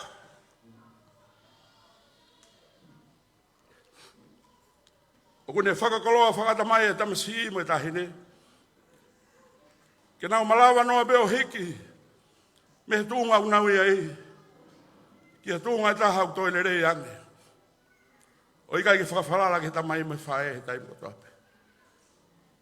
Pe nau whao ha platform ke tū ai ho nau hako kakai ki o lunga ta ngata. Pe whakakoloa ai. Si kai ngā whalaha manu he tōru. Pe whaka mo i whakawhare a koe ni. Ki tau foki pa mo i mahino. Koe ni. Koe ako, koe whatongia tapatolo.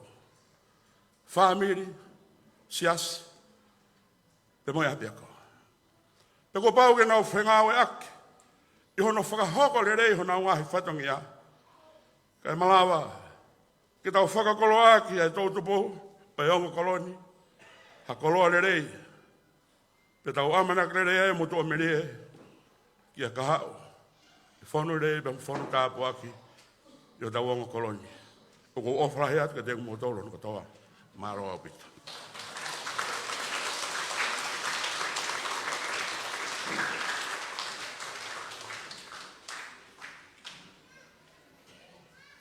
Tāpea ngāli tangatai CEO he whakatau kei mahu inga ko ke whai ma te kumau tolu. Wahe mai ai ngahi tawha aki mahu inga mo ui o whaia e ako To'utupu Folaha, api, siasi, pehee foki akademika. Tau hoku atu ki he Hiva whikahongo fulu, kataki whika Hiva. Siasi o Tongatapu taina o nuke tulu, pia ka hili pe ia e hoku mai ai siasi a To'utupu Folaha. Kataki mo paspasi mai tau kau Hiva.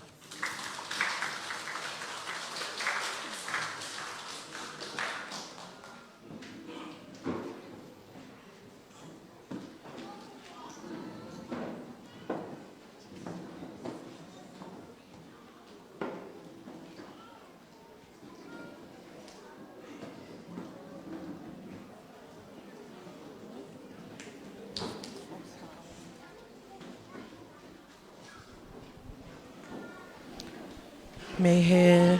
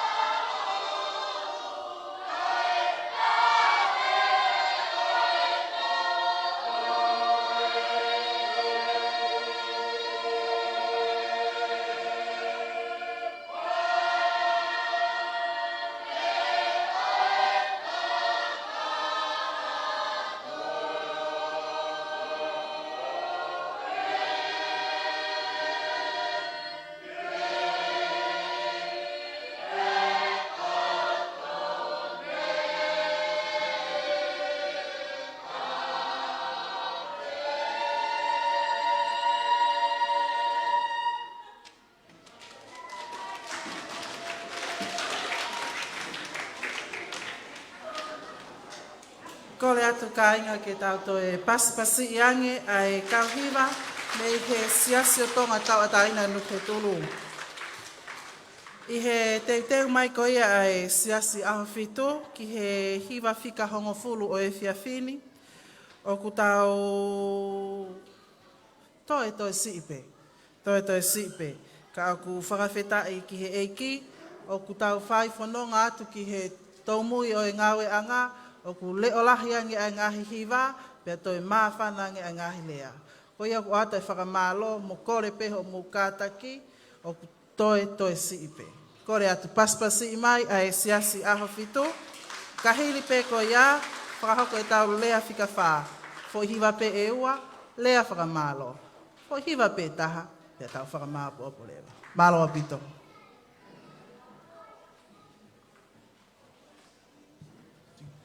Mic test.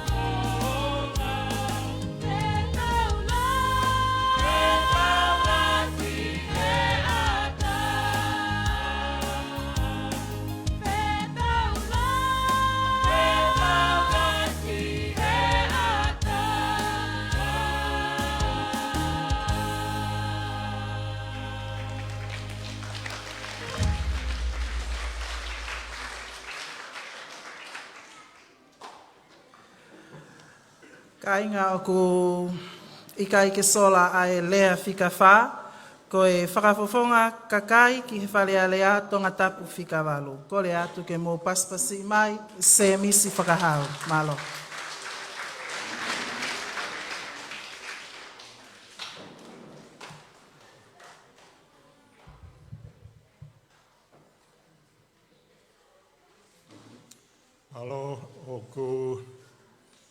tuko e Fakafeta'i me Fakamalo ke tau tua mafi. Ko ia ko e ne ofa tangata ke tau tolu, whawhainga mare me ko toa pē, ka whakatatai mai ki tau tolu. Malu e whare ikini, ko ia ko e whatongia maonioni, ko ne whakawhatongia ki tau ke whahauko i e pōko e ni. Pea kuia e Fakafeta'i me Fakamalo ke te ia. Sea o koukore ke tuku peke uwhanga e ngahi whakatapu ko tokotoa peko o sionoa foki. Ka tā mua ke hoko atu a e whatongia e motuani ko i e ko wawe pe alo e taimi. Pea nei mau pe a e tohi ko i a whakawhe ke motuani pa ko whatonga i whai. Ko e kaweinga o tuku mai ke u lea i e pōni. Ko e ako, ko e whakakoloa. Ko e ako, ko e whakakoloa. Pea ko whatonga i hifo i he tohi whawhe. O ku Fakamalo i au pito ke sea, se ke tari pea mo e To'utupu. Ko hi he ku haa mahino mai heni. O ku nau ngau e whakataha ki ono langa hake. Ha folaha o mo ui lele iange, he lau maari e, sino, mo e ata mai foki. Ea, mahui ngā pitau pito ki he motuani, ai meani, ea, ke uhi ko e whekauaki pia mo e kaweinga, ai a ko e ako, ea ko tō mai ai ki Fola koe ni, ke lau i atu, ko hi ke ki vespe laha, ko hi ke lau i atu, ko hi he ku whekaua ki lahi pia mo e kaweinga ko ia o ku whakahoko atu e motuani he pōni. Ko he tohi ko ia lea whakatātā, pe ko e parwea pe, ko e Proverbs i he whakapapalangi, ko e wahe ua, vesi o no. O pehee, he oku fuaki e Sihova ai poto. O ku hau me hono fofonga ai ilo, mo e whakakaukau pe koe mahi no. Toko ki ves no no pe. He oku fuaki e Sihova ai poto, o ku hau me hono fofonga ai ilo, mo e whakakaukau pe koe mahino. Ai au mahino mai ka ki tau tolu e mea kotokotoa pe, koe ako, o kuiai e kongataha e ako. Ko si whakamala Latu au pito paka ke toi lawe ki ai, kono whakaikiki, e ngā tolo ai kau whakawhi koe o kunau whakahoko, ai whakahoko ate ngahi lea ki mua, kono whakaikiki atu ai uhinga koe mo whakaikiki o e ako. Kai ke ko ki konga pe ko whi lawe ki ai au pehee, ko e ako whakaotua. Pea toi whi lawe i pea mo e poti fola koe ni. Ko e ako whakaotua, e To'utupu, ko e uhinga ia ho mo i heni he pōni. Ko e uhinga ia o tau whakataha i he pōni. Ko e uhi, he ko ki tau tolu katoa koe ni, o tau Moimoi, ki he fola e o tua. O tau tui taha pē, maalohi au pito e tau tui, mo e tau whalala, ki e mo ui, pe kia mo e toi tuu goia a si sukalaisi, au tau toi tauhi pēpea mo e fola, e koe fola au mo ui, e au ne whaki mai e mo ui fōu ke te ki tau tolu, ai au hoko ia koe māma ki he māmani koe ni. Sai, koe ako whakalotu, e To'utupu, mo e kainga, mahalo koe, e koe tau he ni ko hiko ki mō tolu To'utupu. Ka mō kei, whakalaka ke peho mō tupu, mō ako, mō ngai mea ko ia. Ko e motua koe ni o kure atu, ko koe motua bea ki moutolu, me nā kutupu tatau ake pe mo ki moutolu, ya koe whainga mo ui, pa koe whainga ako eni nai mui kia e motuani, talu me ne tupu ake hango ki moutolu. Ai ako whaka otua.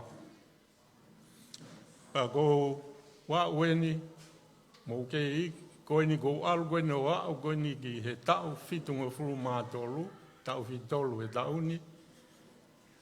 Koe ngahi mea koto a pe ku hoko i he mo uie mo nai hoko i mo uie mo toko ni o au mai ke a koe ni. Koe otua a pe tāna ne hanga whakahoko mea koe. Pa te hanga peo whakamantala e ke mahino, pa te mo wako kia he whaingo fua au pito a ki mo tolu. Ko hi, so ke ofa lahi ai o tuaga ki tau tolu, au ne hanga whoaki mai poto. Ko mou whainga koe na he ako, koe ne ngahi api ako, mo ngai mea koe ia. Na koe taimi koe o mou alua i koe lau toi whakasāpate, koe ako ia, koe kamata ia koe ai ako ko whakaotua ai. Koe tau ako ia, mo tau mui koe ia ki he otua. Sai, nai pepe mo tua koe ni. Tupu hake heni, koe famili masiva au ki tau pito. Mau mui pe koe o ki tahi, tō tai, hau, o mau tolu koe ni koe tamaiki, tō whakatau e ika, hengi, ifi e mea ifi kakalu, whakatau e ika, sika whakawawave mai, whetongi, alu ke lauto i. Ai kehe o mao e se niti ai ki sen koea, o toko nia ki hana totongi koea, ai ako, e alu hake koea. Koe mea tahana e mahino ke motuani, pe ako me i e ngo mātua. Koe lahi taha koe mea e ua nei whamamafa ki ai. Koe uluaki, koe lotu, ke toko ni i koe a ki hono whaifatongia koe ki he lotu. Pe ako hono ua, ki he no tokanga i koe a, o tupu hake koe a koe tau mui whaka ahau pe koe a ki tau tolu. Pe a, nai pehee, pe a kai ngatai, nai e keisi pe motuani, ko kamata whakotu he a sias tonga hou e ki i Folahani, e ongo mātua, pe a kamata i pe Hiva hango ki mou tolu.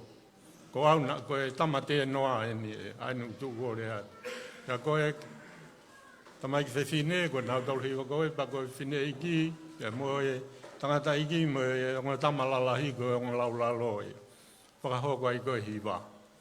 Aluhake ai te, mo lau toi whakasāpate, pe e ai parparema na e hoko e whakotūtu ai se asi, maha ki taha iwa fitu koe.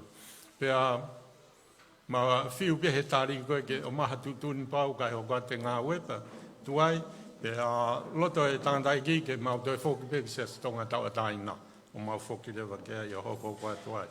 Kai kehe, aluhake koe ia, koe mo ui, ke motuani, na e keisi pe ko whakatonga e mea koe ia, ai toko ni koe o tua kia te au he mea kotoa pe, ko he hape mea ko whai o toko ni mai. Pe a aluhake ai pe mo e motua o se lautohi, koe taimi koe ia, hange pe koe ni ku whakamalala mai CEO koe ni o e mea. Ka ne, koe mea koe na hoko sai a hango mo taimi koe na mo tolu, lere hake koe ne ako mo alu mo tolu au koe Form 7, baku toi alu keo, toi whaingo fua nge ako ngai ahoni, baku kaike whakangatangata e ako ia. Ko mau taimi na i kai, pe a aluhake ai pe motuani, hu ki he kolisko i ako atere, o ako no whama uai, pe aluhake o whaipe koe a na moeako koe ai, mahino pe ai mui pe aki motuani, upau pe ke turi mai, koe ne tutu koe whalaite, koe whakawawave mai koe ui koe lotu, e koe koe famili pe unau whai koe lotu. Kai ke aluhake ai pe, pe koe mea koe na hoko, ke isi i pe motuani ku whakotu ia koe mataapure. koe ne hoko koe ngai mea pehe ke mo tuane, taimina kei lau toho iai, o wari pēku tamahe ka whai ako, se misi ko koe te ke hange ha whai hiva, koe whe auhi, ai lau tohi katoa koe o Tongatapu ni, i he lau māu. Pea whi mau re wau ke utu o ki hange ko ha whai hiva me mua ke ane. Ka ke heo alu o whatonga e ngai mea ko ia. Pea koe mea pia naho ko iloi pe, koe whinangalo pe o tua, ko ia pe ne whiri mai ke whahoko mea ko ia. Pea hange koe alu ko o matapure u keisi pe, koe mea koe whahoko ia te au, koe Lotu, kore ke o tua, koe haka u ke whiri a iau. E kua ngoi o kula he tamaki lalaha iange u tontoni ke nau whai ngā ue. Ngahi mea beo. Pa koe mea bea taha koe ki whakatata bea taha ni. Aluhake me ai,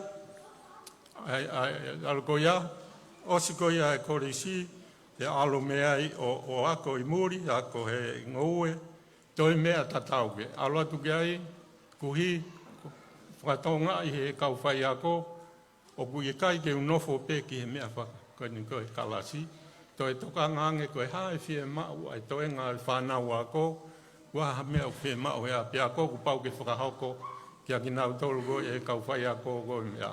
Koe ongo i bera te au, koe ne hau pe, ai whitu taki ke koe ia, me o tua e whakahoko ki he. Ta koe mea pe hoko koe tuu pe alo whakahoko, ngai mea koe ia. Pia au pe mo ia, koe nau tolu, toi whire mo tuana whalalaki ai, whakahoko i ngahi ngā ue ma ke heke. Pea te aluhake ko ia foki mai ki Tonga ni, kamata e ngā ue, tahiwa whitolu, ko e mea uhuhoko, ko toi whetutang mai pere angata mai foki mai, hao ki koloni hiki mai nau nofui whāma e ngā ue, ai kamata ngā ue, hiki ki sopu, ko hi he ko e motua papalange no kuheni, Tako ne hau te mō ngā ue ke whakotuu ai potu ngā ue tau tai koe ai whonua. Nai ura ke whakotuu ia koe. So koe mea tatau ai pe. Koe Lotu pe, koe le Fakamalo pe ke o tua malo ai. E koe rea mea koe poini, koe te nofo koe ke o tua whai e a ko. Whai e mea kotoa, ka koe te nofo koe whakawhalala mōni koe ke o tua. Ia kono moni te hoko rewa koe tō taha ngā ue ai o tua. Pea koe mea koe nai hoko whakotuu e a pia ko, ai taimi koe ia ko ku nau mao pe diploma he ngoue. Pea whie mao ia ko pau ke walo hoko atu e a ko, ke mao e matai tohi e tau tai. Koe taimi koe ni whitungo full-tupu, nei kai ke tari ai matai tohi a koe pe ko qualification me Americana ka ke tari i he whanua taimi koe ia. Ka nai koe ngahi polokalama ako koe ia, matai tohi he tau tai, nai hala Nusila, hala Sleria, fu ou fu ke tau tai ia taimi koe ia. Pea koe mea lewa nai hoko, tala ko pitania pehee, o kui ai koe mea pa nau whiri lewa ke alu ki ai. Alu lewa ki ai tu ou ai ko alu ki ai, alu ke ai he ako, diploma pa moi alu koe matai toi. E ange koe, o ko kata mea whakahoko mai koe he CEO e mia, ki he toko taha koe ne matai toi he saiani CEO. E koe motuani, koe ulua ki toko taha ia me he Pasifiki, nei mao e matai tohi he saianisi koe ai tau tai. Pea foki mai, kai ke, koe mea rewa nei hoko koki he motuani. Taimi koe nā akuako ai, i pitania alu koe ako matai tohi. Batui, nei hae ari vingi pe mātoria. Ma u lalo au pito tunga koe ia ke. Koe alu atu koe ke ako matai tohi, whonua koe niko pitania, koe ulaki matai tohi, tau pe ia e tolu. Asileria Nusila tau ia e wha. Au kai ke huinga ia, ku whakasisi i ange le soni. Koe le soni ko he tau e wha koe he, o kuawe tāna kātou tau pe tolu. Pana ia e mea nai hoko ai. Alu hake o au ke tau kuha no ua, ko uongo i ka te whainga ta ia lahi au pi. Pako mea pe nau whai pe ku lotu, pako mea koe nai whakahoku mai ka te au, ke tokanga ki he tawha aki ko ia whakaotua e kuma. Ko mea reo nai hoko nai to e Tongatapu, o tō hake whakawa motu a. Pe au lau, ai wahe kotokotoa pe whunga e Tongatapu ko ia whakawa motu a, pe honga rewa hiki hono whakanou. O kei tauhi pe futohi ko e pako ia au, e ma kei tauhi pe. Whakanou, whai e kuako koe le soni, o siko ia, whai e ngāwe koe ke Tongatapu, whakawa motu a. Alupe ko ia osi, Ingo bene o si mo fai e koe CV, a o CV, lava le au pito pe CV, mo hoko koe ako, alo ke o si koe ako. Sai, koe mea e tahana e o ngoi he motoani, koe hui koe otua, o pure koe iau. Mahino anga te au, ko hai iau. Mo ku ilo i koe ko au ia. I'm a nothing. O ku kai wa koe otua o ne whakanau mai, whakakato mai mea kotokoto. Aini ko asko ni he tau ki folofola. He tau ki poti folofola. Ko si hova o ne o mai poto. Iau hau tonu pia mono fofonga. Ai ilo. Pia moi mahino. Kai ke. So ko mea ini ko hoko To'utupu o kātak. Ko mea koe nai hoko koe ka te au. Mahino ma ka te au tuku hifo au ki lalo ki hoku tu anga. O kai koe, pakoe foki mai koe ia, neongo ku mata i tohi, i ka, o kai koe uhinga ia te ki alolo koe o whakaari holo. Ta koe, aho koe nai whakahoko mai e koe, ai mea koe ni umau nofo i soku he taimi koe ia. Ku o whakahoko mai e koe umau e mata i tohi, si tatau mo hai ai tu ai ngo ma tu ko na busi ake ai makita si tangata ena fia tu e tangata i ke taim ko ia o lui ke a puaka ko fatonga ia o ia we he tamte e puaka ko uia tu ke foki mai ko tanga ai kanaki ko hai me toko ni o singahi mai o ko e tau supo kapaika o tanga io o mai a ki heni, pa ke hau ki heni o whae Lotu, o tāpua ki, pia tau whakawhiawhia ia kwea ma o e mata i tohi. Pia atu koe pa koe ne eke maka te au koe hapa o tanga. Koe loi mata i tohi koe, na ke ki hau ia mea te au. O mai mehe o tua. Pia hau atu koe ia ke whakahoko koe ia i lo i koe ni he o mātua me he ni. Ko ilo foki he kau tangata i ke taim ko ia, ka wai ai kui koe nā lau manu, ai tama mai ki e nau, ai kau tangata i ki. Ta kou nau teu nā tau ki he whae kātoa ngai mo ai ngai polo. O wale pe o mātua pau, o mai pe whekau tamasi ke lere mai, o whakahokange o mātua, mo kātaki ake tau whetau lake ki mata aho, ki motuko ko mata aho. Tau ke au kai tūnu ai mo whakawhewhia ia e mau koe matai tohi. Ai ke ho nau lawa ange, whae mau kai tūnu, whae no Lotu, Fakamalo ia pa osiko ia. Ko buongo i ka te au whie maa lelele. Taku whakahoko pe mo mea tatau ke ilo ke o mātua, kātaki pe, tuku pe ki la, tuku mea kotokoto ke o tua. Tau Fakamalo pe ki ai ko ia koe ne whakahoko. Hau koe a ngāwe koe i he potu ngāwe koe ni, lelelele e potu ngāwe koe ni, aloa uke tuunga, pe au mawahe koe ni mei tonga ni, mawahe mei tonga ni he kamata ke whainga taa, no whainga i koe ke ilo he kautaki ke nautari, ai kautoutai. Ai whie mau koe a kautoutai me mea. Alate nau whie mau, kai pēu mea. Nei ai pē toko si e nau tolu, koe ne atu pē ko whakahoko atu koe mea kautoutai, o nau whie whanongo mai. Ka koe toko lahi tahana i kai. Pa koe mea koe na hoko, au whakahoko anga pē, ke ki tuanga ange, ke uwhenga ange nau mea. Mo e tua ki mai ngāue me komonueri, e au tohi ki ai, pē au alatu ki ai, mea tatau pē. Alo atu koe ki ai, Koe kau o mai ko interview, kau toke tā dome, kau matā tāu whunua ke. Ko au pena ke mao koe toke tā, matai toke pe koe sa PSC pe. Kai ke, aus pe koe interview, pau foki mai, mau foki mai. O wari pe whakahoko mai e tohi, tala mai ko au ko mao e ngā ue. Ka koe mea rewa nā ko osi I lo I lelei pe koe. Taimi koe nā whenga lahi tongani ke whakamawahe e tau taime ngō ue ko hi ke mahu inga fie mao koe. Fie mao koe e kakai koe he tau tai he koe no moni, nai tuku pe ki lalo, whenga tae. Ka nai whakaofange o tu motu, o ki nau tolu koe ia. Kai ke, koe kumawahe pe koe ia, pe whakamawahe I rewa tau tai. Pe au foki mai. Ahe ke, ngā ue ai, tau e tāwhitu. Ngā ue ki whanua whāwalu, alu holo koe he ngā ue koe ia, koe uongo ka te au o ko ngā ue whakamisinare. Ka teke ngā I tāpua ke koe u hoko koe ki tā I he te, koe te tuku koe te mo ui ke o tua, ka te ako koe, koe haa mea, koe mea kotoa pe ku pau ke te ako. E hanga rewa he o tua o mai nau koe ka te kita ke whakahoko a ke ngā ue.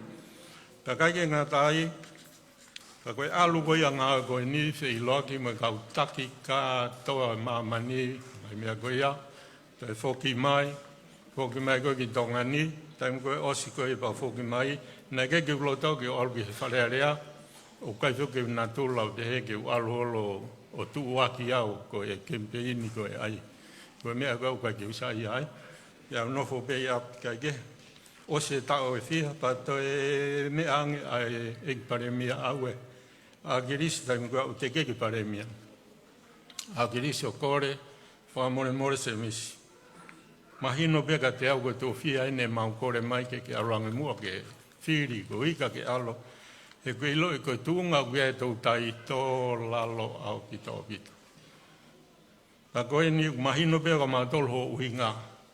Ka koe ni. Koe whakamanatu at peka te koe. Ke manatu I, ai tala noa koe ki he tangata Samaritani. Kātaki se misi, ua nā ke lue peo whakalaka he koutou tai e unau fu whakaawhau. Pea tāngia io sai te ualu atu. Ako uhinga ia koe no alu ai. Ai ko no mo ni ki he motuani ko ui pehe o tua foki. Whakahoko ngā o ko tokoni. I ho ke I mao e mo ui lelei koe ni. Ia koe ngahi mea lahi hoke e motua koe ni. Kiso koe sihe tataki koe o tua ihe wholofola. O tala mai wholofola ki mua koe ke mawaha ia ake. Haere haka si sukalaisi na netalange.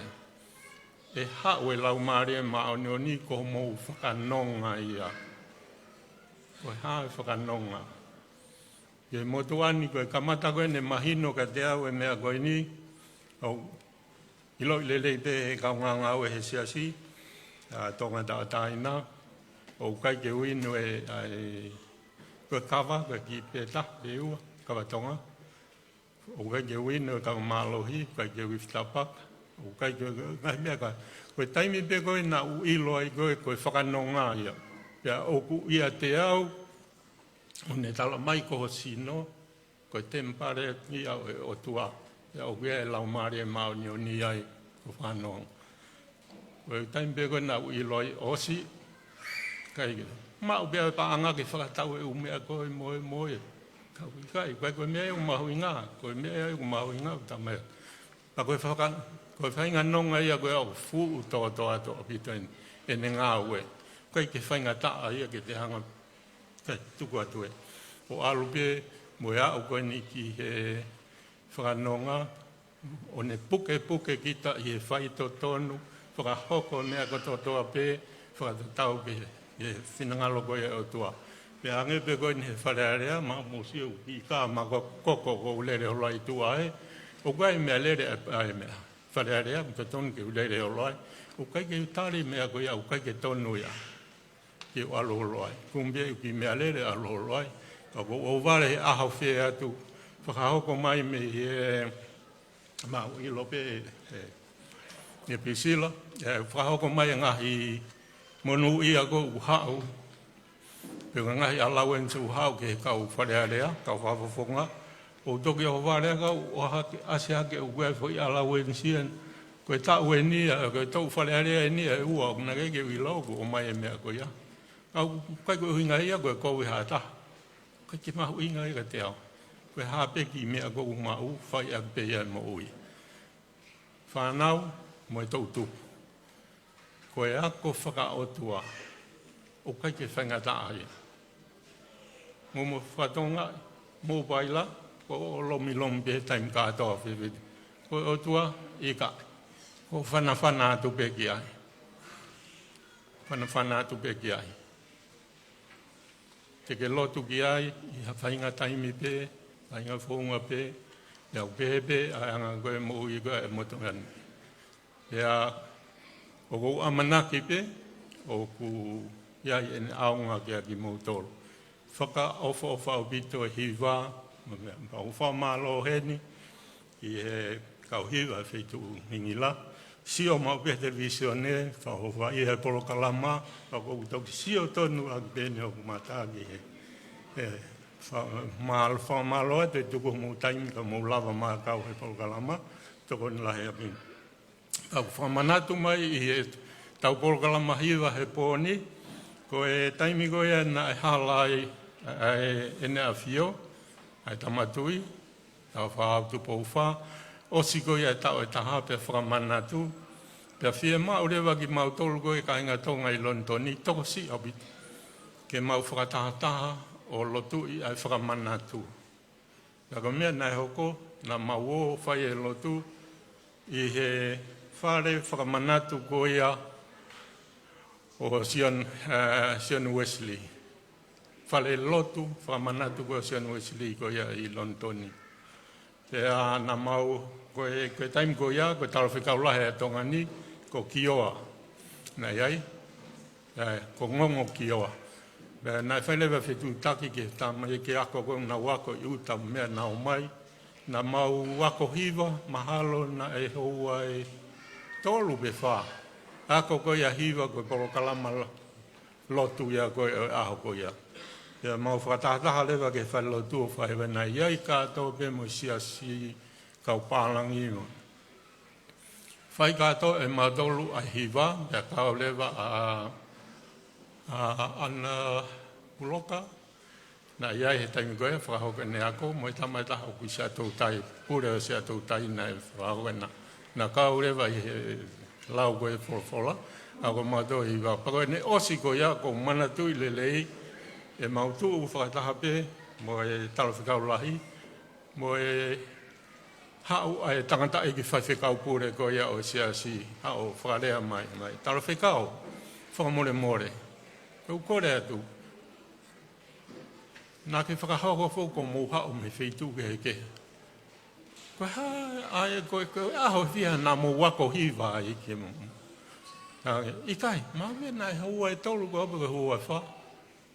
Si o whakalongolongo me koe tangata i whaiwhikau pene tau mai. Mani.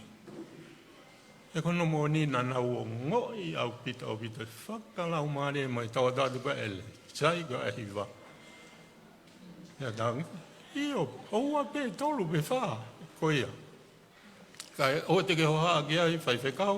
Nā koe he talo whikau lahi. Koe mea taha ka iaha Tonga. O mo whetau laki. O kui kai ke poto e Hiva. Lotu. Ka ke iloi nai kai ke lautoi whakasapate ia.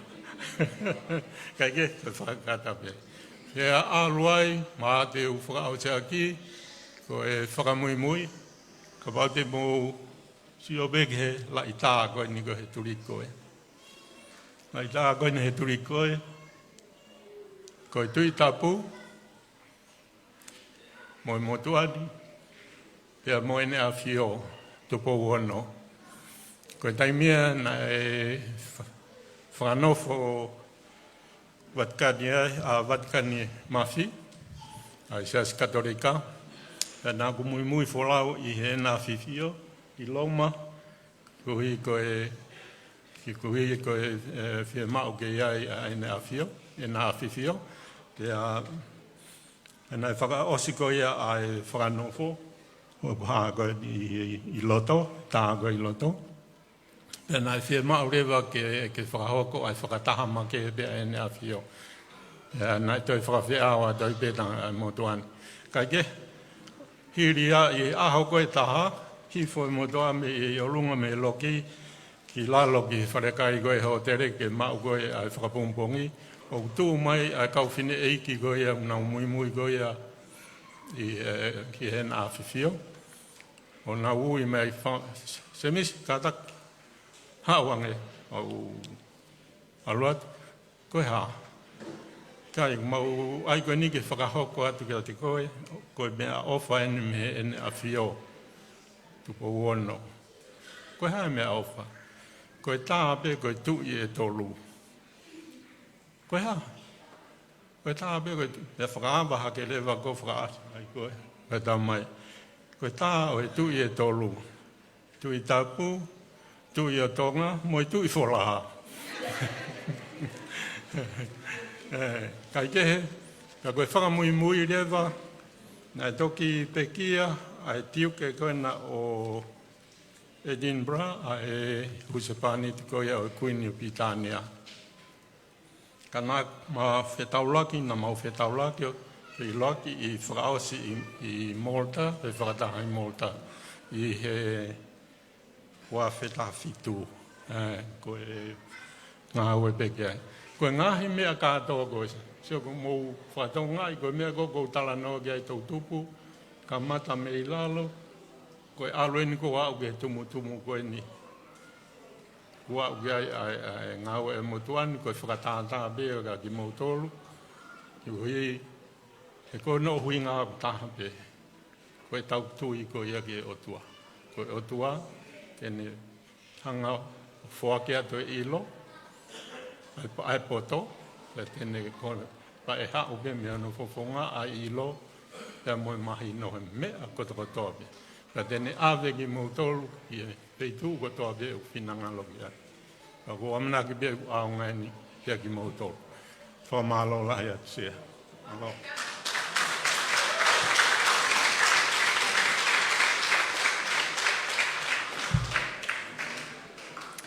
Whamalo ke whawhawhunga whalealea I he wahe o e hala whanonga na e whau ai. Hange pe koe mea na e lawe ki ai. Na e ka mata whainga taa pe a whakaosi ki ha monu.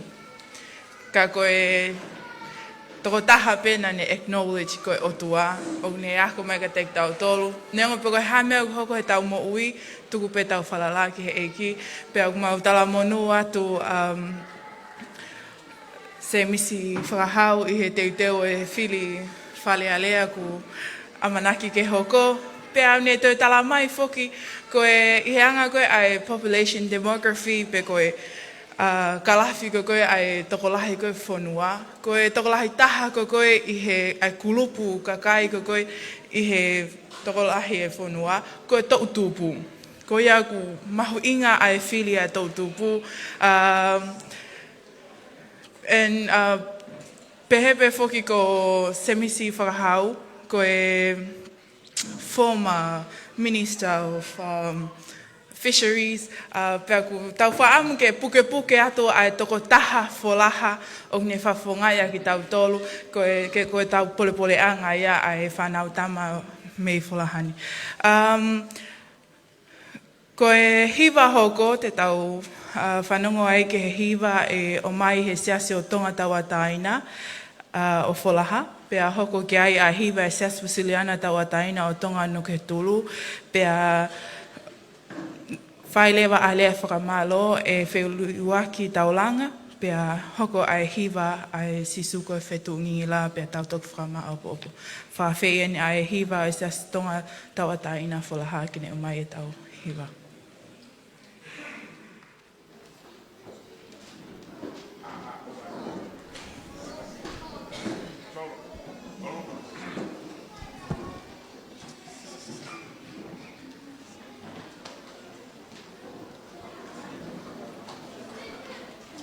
Mei he holo kātinali mawhia mei Folaha ke takta lele e toi pēa Tonga mo Hoi ki mai tonga kotoa whatawanga i pepe au tāklele a tue pia e polokalama ma kehe o i whiawhini ka koe Hiva Fakafeta'i ma whakawiki wiki ai eiki me o e ngahi lea ma whana ka koe whakalotolahi ma e hakotupu e whanua ka koe e tau whanau To'utupu ia lea maarie pia me he whafafonga whalea lea Tongatapu alo tau hoko atu ki Hiva siasi Tongatapu a Folaha.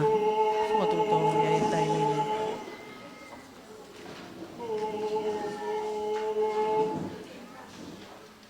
Oh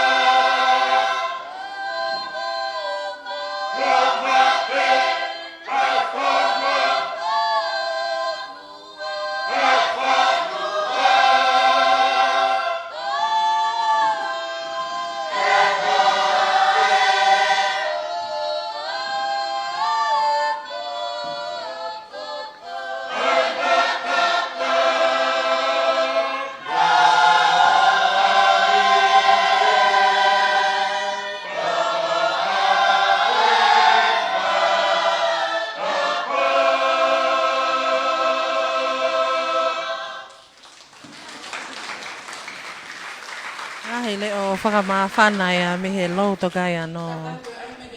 Lahiangi ai paspasi mai siastonga tawa taina o Tonga se a koe whaihiwa foki koe takia e mau polisi whakakolo ko Folahani. Hiva hau koe whakahau koe se asusidana tawa taina o Tonga nuku he tolu. Ka tako mo taimien.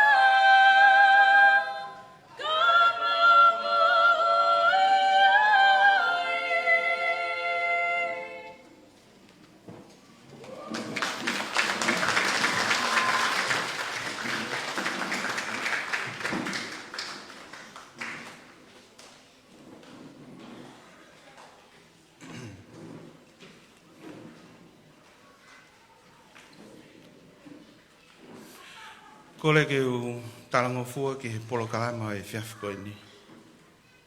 E tupe moa mo oku e whainga maari e. Tangata eik pātere. Ke whakahoko hoku whatongia. Ko whakakona ki au e komiti, society. To'utupu e Lotu kai anō i he polokalama Fakafeta'i o he fiafiko ni. Ko e kipe ai kawenga lea ko whaamu ke whakakatoa ki o whatongia e fiafiko ni.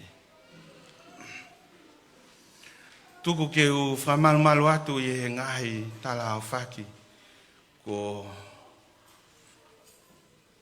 whai atu me muani.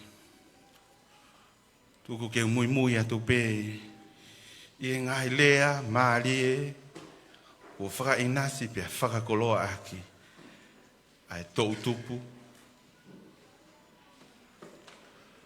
Folaha ka o maha anuku he tūlo. Ko ku kawenga lea ne hina kai ke teu halea ia. Ko no uinga nei fo tuhu i mai pe i he komiti ki a te au ke whai ai Fakamalo. Aia ko eku kawenga lea aia i he fiafini ko eku Fakamalo. Ufanga i he Lotu, kai whai ai Fakamalo, pe moi Fakafeta'i o lea Akosi e fiafiko ni. O kwatu hene eku Fakamalo loto honga ia mo oni. Ki he sea kumea i kahatoanga Fakafeta'i. Kahatoanga pōlea, ko kahatoanga whakakoloa, katoanga o lea mahu inga i ono ako ne kina ki tau tolu whanau ka o maha ai To'utupu Folaha i he fiafiko ni. O whamalo heni ki he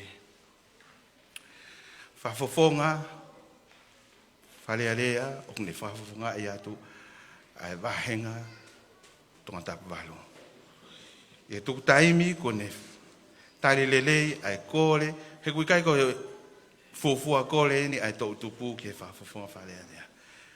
Mahalo ko kore whangea weni ai To'utupu o au ke kore paanga kanane ke i tari pe. Mahalo au pito. Whamalo heni ki he tangata ik whai whekau o i funga waka ko ia nuku he tūlu, sesvesiliana. O ku ne tari mau pe ai taimi, o whai ai whakatangi pia mi he komiti. To'utupu, komiti To'utupu anu koe tūlu, oua te mō loto mamahi. Tuk peke mau kore, pa tuk peke mau whakahawe, ka mō mea mai peke tau whioi. O kui ai e whakaamo makehe ia ai komiti koe ne To'utupu Folaha ki tau koe ni. O fuwhie mau e tau wahawhi, o fuwhie mau e tau ngau e whakataka. Kai lava, ke tau i kuna, ai kaweinga o tau whakotuu ki tau koe ni. Pia mo e fiafiko ni. O kui ai whamalo makehe ni ki he CEO o mia. Pia kou ilo pe, nā kui hako ki ngā aue, aonga ki he pot ngā aue o kune whaifatongi ai, ko unga e ne i o mai ki a te au, ki he whakawhi o e fiafiko ni. Kau toi ai pe mo ngahi mea makehe. He ko manatu i au he wike kua o si na ulele au, na ilia ke Lotu ia. Ka ulele whai ki whatongia, ko hinga na e, ko i ngahi ngawe anga ko whakahauko. Pea na e, ko i whai au, manatu ki he whai, ki he lea maari na e whakahauko, i he tangata e ki he ahoko ia. Sapatu i ko o si. Whakahauko he tangata e ki whai aho, he ko i biema. Ene lea mo ene, toki mahino ki a te au o kuia e kau whafofonga tanu hala i he polokalama koe a nai whakawhi i nau tō ke whai aho. Pea koe pehee koe he tangata e ki wakai na whai ha talanoa tanu hala he aho ni he koe aho sāpate. Kai ke ne mau whakahoko koe e mau ngāwe kau whanongo ki he ngai leha hoko ai Tongatapu hongo fulu o nau talanoa tanu hala ki nau tōru. Koe pōni te ukore au ke CEO ai mia ai ngai polokalama koe ni o whelawe i pia mo i To'utupu nau kui ai ha whainga maari. Ko uhinga e whakaamu ke i o mai, ke mea mai o whakahoko, ai ngahi kore o kumauwhai, kai lawa ke kore he pōni, he kui he ai tangata e ki whai pātere, kai o maa ai whafofonga MP, ai Tongatapu walu, pia kutoi heni pe foki, pia mo ofisa kolo, mo pule whakawahe, o e wahenga koni o kau ki a whora. Sai ke mo whanong katoa ki ai, ka whai e kukore he pōni. He koe ki polokalama pen te ukore, pia i o ai ai whai whekau, pia i o ai i CEO, pia i o ai mo kau Folaha katoa pe, o mo mea mai me he otu muri ki he polokalama e To'utupu he pōni. Ko ku whakamalo ia o ko whakaamu ke whakahoko. Ko whakamalo foki heni ki a Priscilla. Tuku kehe ange hoku tawa aki mo ia ho famili, ka kou ilo ipe, ko Priscilla, tene hangau o take mai hoku kāinga pe me nuku he tūlu. Whakamalo lai, i he lea maari, lea whakakoloa, ko tau whanongoa. Whakaosi hene ku whakamalo ke toke tā. Po ilo pe, nai mokosia toke tā, ne hoa tā pe a poaki mai, mahalo pe nai tige ki ne mau hato loto lai. Kanau whakamanatu ki ai, ko e kipe. Ha ukoe ke tapolo kalama, he sai ai pe hopu ke o ko whamalo a te toke tā. Malo ai lo te tō, malo ai tāri ai whakawhi. O ko whamalo ma ke heni ke a sespema. Pea mo e kauhiva ko ia e whetu ungingi la. Malo ai whaifatongia, malo e tāri. Ai whakawhi na mau whahoko. E kai ke ngatai whakamalo, i he kai whamalo i ai kāinga pia me he harahopo-hopo se Svesiliana, se Tongatapu atahina. Malo. Ko mo heni he pōni whakakakato ai whatongia lava lelei ai polokalama Fakafeta'i o i whiafko eni. Iksea, whafoke kumanatu ke kamataanga ngā he polokalama e To'utupu he tauko osi. Pia na e kakato kotoa ai ngahi funga waka, o ngahi siasi i Folahani, pia mo nuku he tulu, pia mo Folahaua. Mea pango o kuiai e ngahi polokalama mo ua ki ai e To'utupu, e sia Spesiliana Folaha, ka umai sia si mamonga, pia pehee foki ki he kāinga koia me Folahaua. Kai ke nau kau mai ke polokalama e pōko ni. Ka kuiai pe ai whakamalo ia, mea te au pia mo komiti, ho mo tātari lelei, ke mo ai ngahi whakaafi kotoa pe ku mau whahoko. Kuai pe ai whakaamu, ko mau lelei tahaini. Ka kuia hato nou, hange pe ko ia tau whanongoa, ko e ako pe, he oku mau ke iako. O te ke mau poto mato ke mau whakalele, ha whahinga, polokalama pe ka whainga kātoanga. Ko kātoanga kotoa pe ku mau whotuutuu o ku mau ilo, te mau wako i he tōnou nou kotoa pe o ku hoko i ngai polokalama. Ko ngai lea whakakoloa o i pōko e ni i he malae o e ako pe mo e whakakoloa ko tau inasi ai ko Fakafeta'i ai pe te ulea whakatahape ko e kipe malo a pito tua whatu.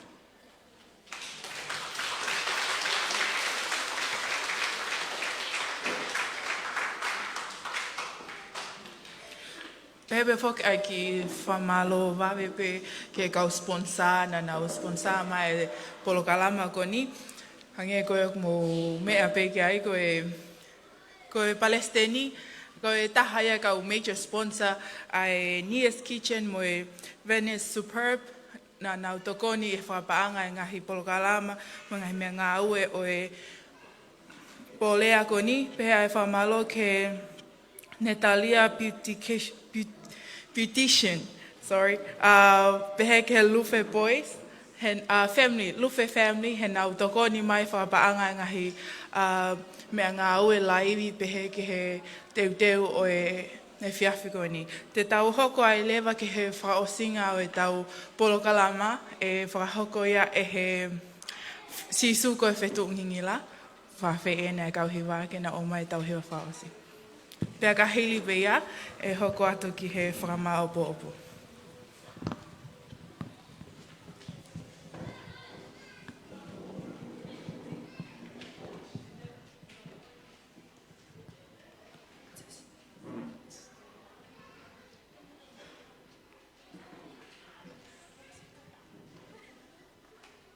Koe kamataanga e poto, koe apasia ke Sihova.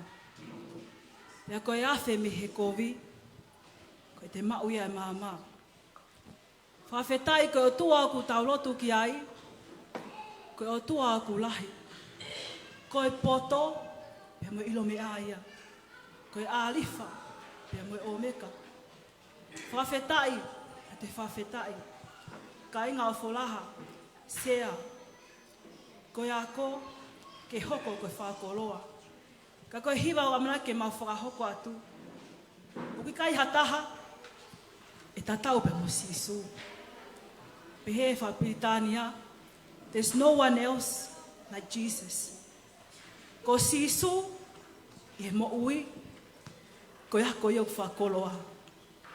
Ko sisu, ia te koe pia mo au. Ko taimi e ku ta whakalanglangi ia e o tua, i e whengako ku ta whai. Whatawange pe e hoka e hiwa te mau whai, ka tāpua ka te tau tolu pa me whakama apo opo e katoa ngani. Ke tau hiki e huafa e ko sisu kala e si ke maalunga taha. Pe tau hiki e he tau kau whataha i he tau tui, tau taha i he tui pe tau fie fia. Ko o tua ku tau lotu ki ai, tene whakakoloa ai mo ui kotoa pe. I he tau mao e ko sisu kala e si ke mo ui. Ko sisu, I he mo ui, ko ia ko ia ku whakoloa. Amen. Praise the Lord. Hallelujah.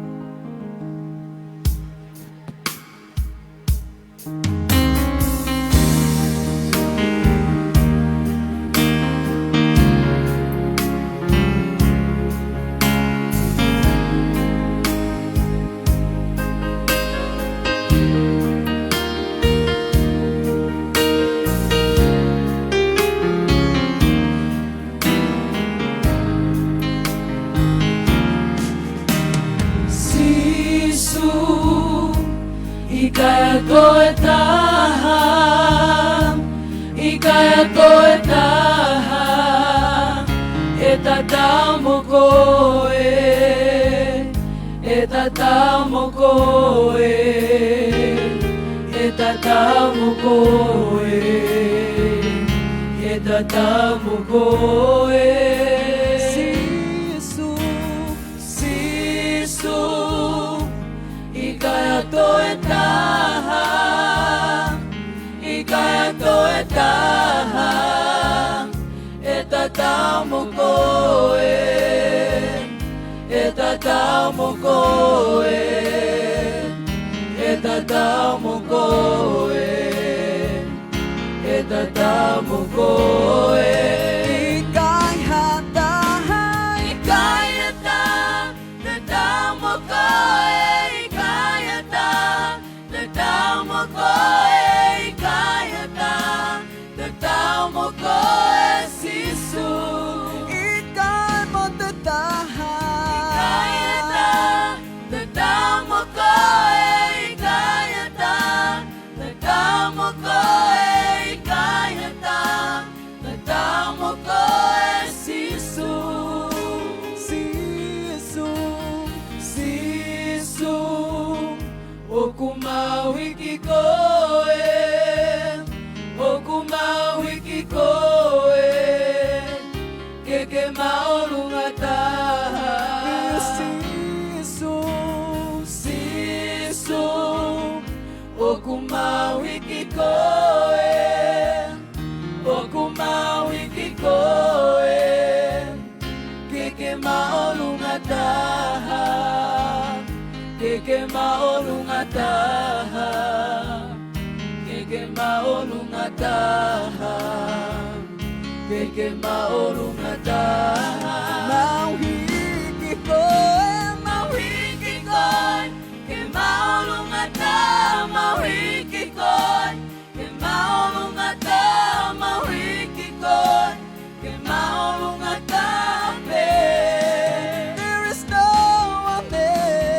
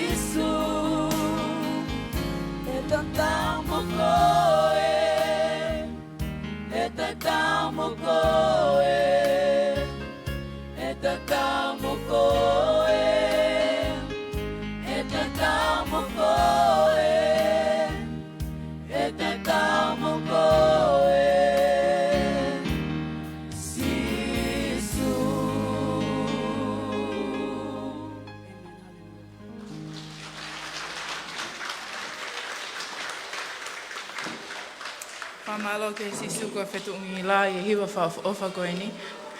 Fa feni ai sea ke ni lava mai o fai e whakamau opo mo e lotu tuku e tau polokalama. Ka e ki mua ia o ku iai ai kore wha mole mole pia me te au pe hoke MC i hangahi tō onga pe ka ngahi lea i kai ke tau wha mole mole i a ki maua o ku make i ako pe i he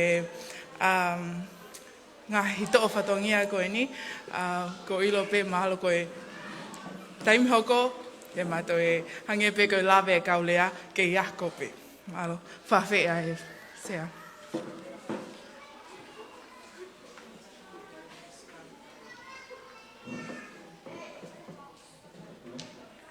Haka toi pe tau polokalama ka koe whakamau opo ia me he sea o e whakataha angani pāte le nailoni mawhi ka koe tapalokia nukalofa. All the time, o hulelei ai eiki.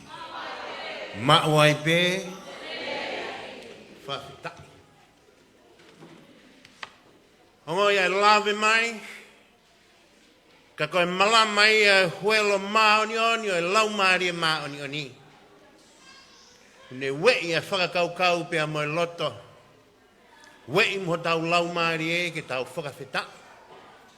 To'utupu Folaha. He pō whakakoloa koe ni. Tuku pe mua ke u ngātu. I he whakatapu ka kāto e whanua mo e Lotu. Nai whai i he kamata anga. Ka ata mo e motuani. Ke whakahoko ai whatongia. Ne ui au ki ai he pō koe ni. Whai ai ki i whakamā opo. O i ngā ue lahi. Nei whakahoko ia he To'utupu Folaha munuku he tulu. I he pō koe ni. Ka koe pō Lotu. Pō rea. Pō Hiva whakalau maari e. O kone whakatahai mai ai ki tau tolu he pō koe ni. Ke o fongi e tau whakakaukau. Pea tau toi sio ke lo loto ange. Ki he tuunga mo ui o e talavau pea mo e whine mui. Pe koe To'utupu. Pea kune whaai ho tau mafu. Ke tau wongo. Ai whatongia mawha tuki tuki. O e tamai pea mo e whae. Ai famili. Ai siasi pea mo e whanua. Ke tokanga i kena e tuunga mo ui koe ni o lau. Go a powerhouse of the nation. Pe o whakarea ia e siasi go a heart of the church. Ko e mafu o e siasi. Ka ko e iwia o ha whanua. Pau tau lau tāpua ki ai i he pō koe ni. To'utupu Folaha pea manuku he tulu. Ki nau tolu me he o pe o nau mamata mai pe o nau whanongo mai. Pe koe rea ni o nau whai e ki nau tolu me he o pe Fakafeta'i Folaha. Koe rea whakato'utupu i muri te nau pe he teke ai Folaha manuku he tolu.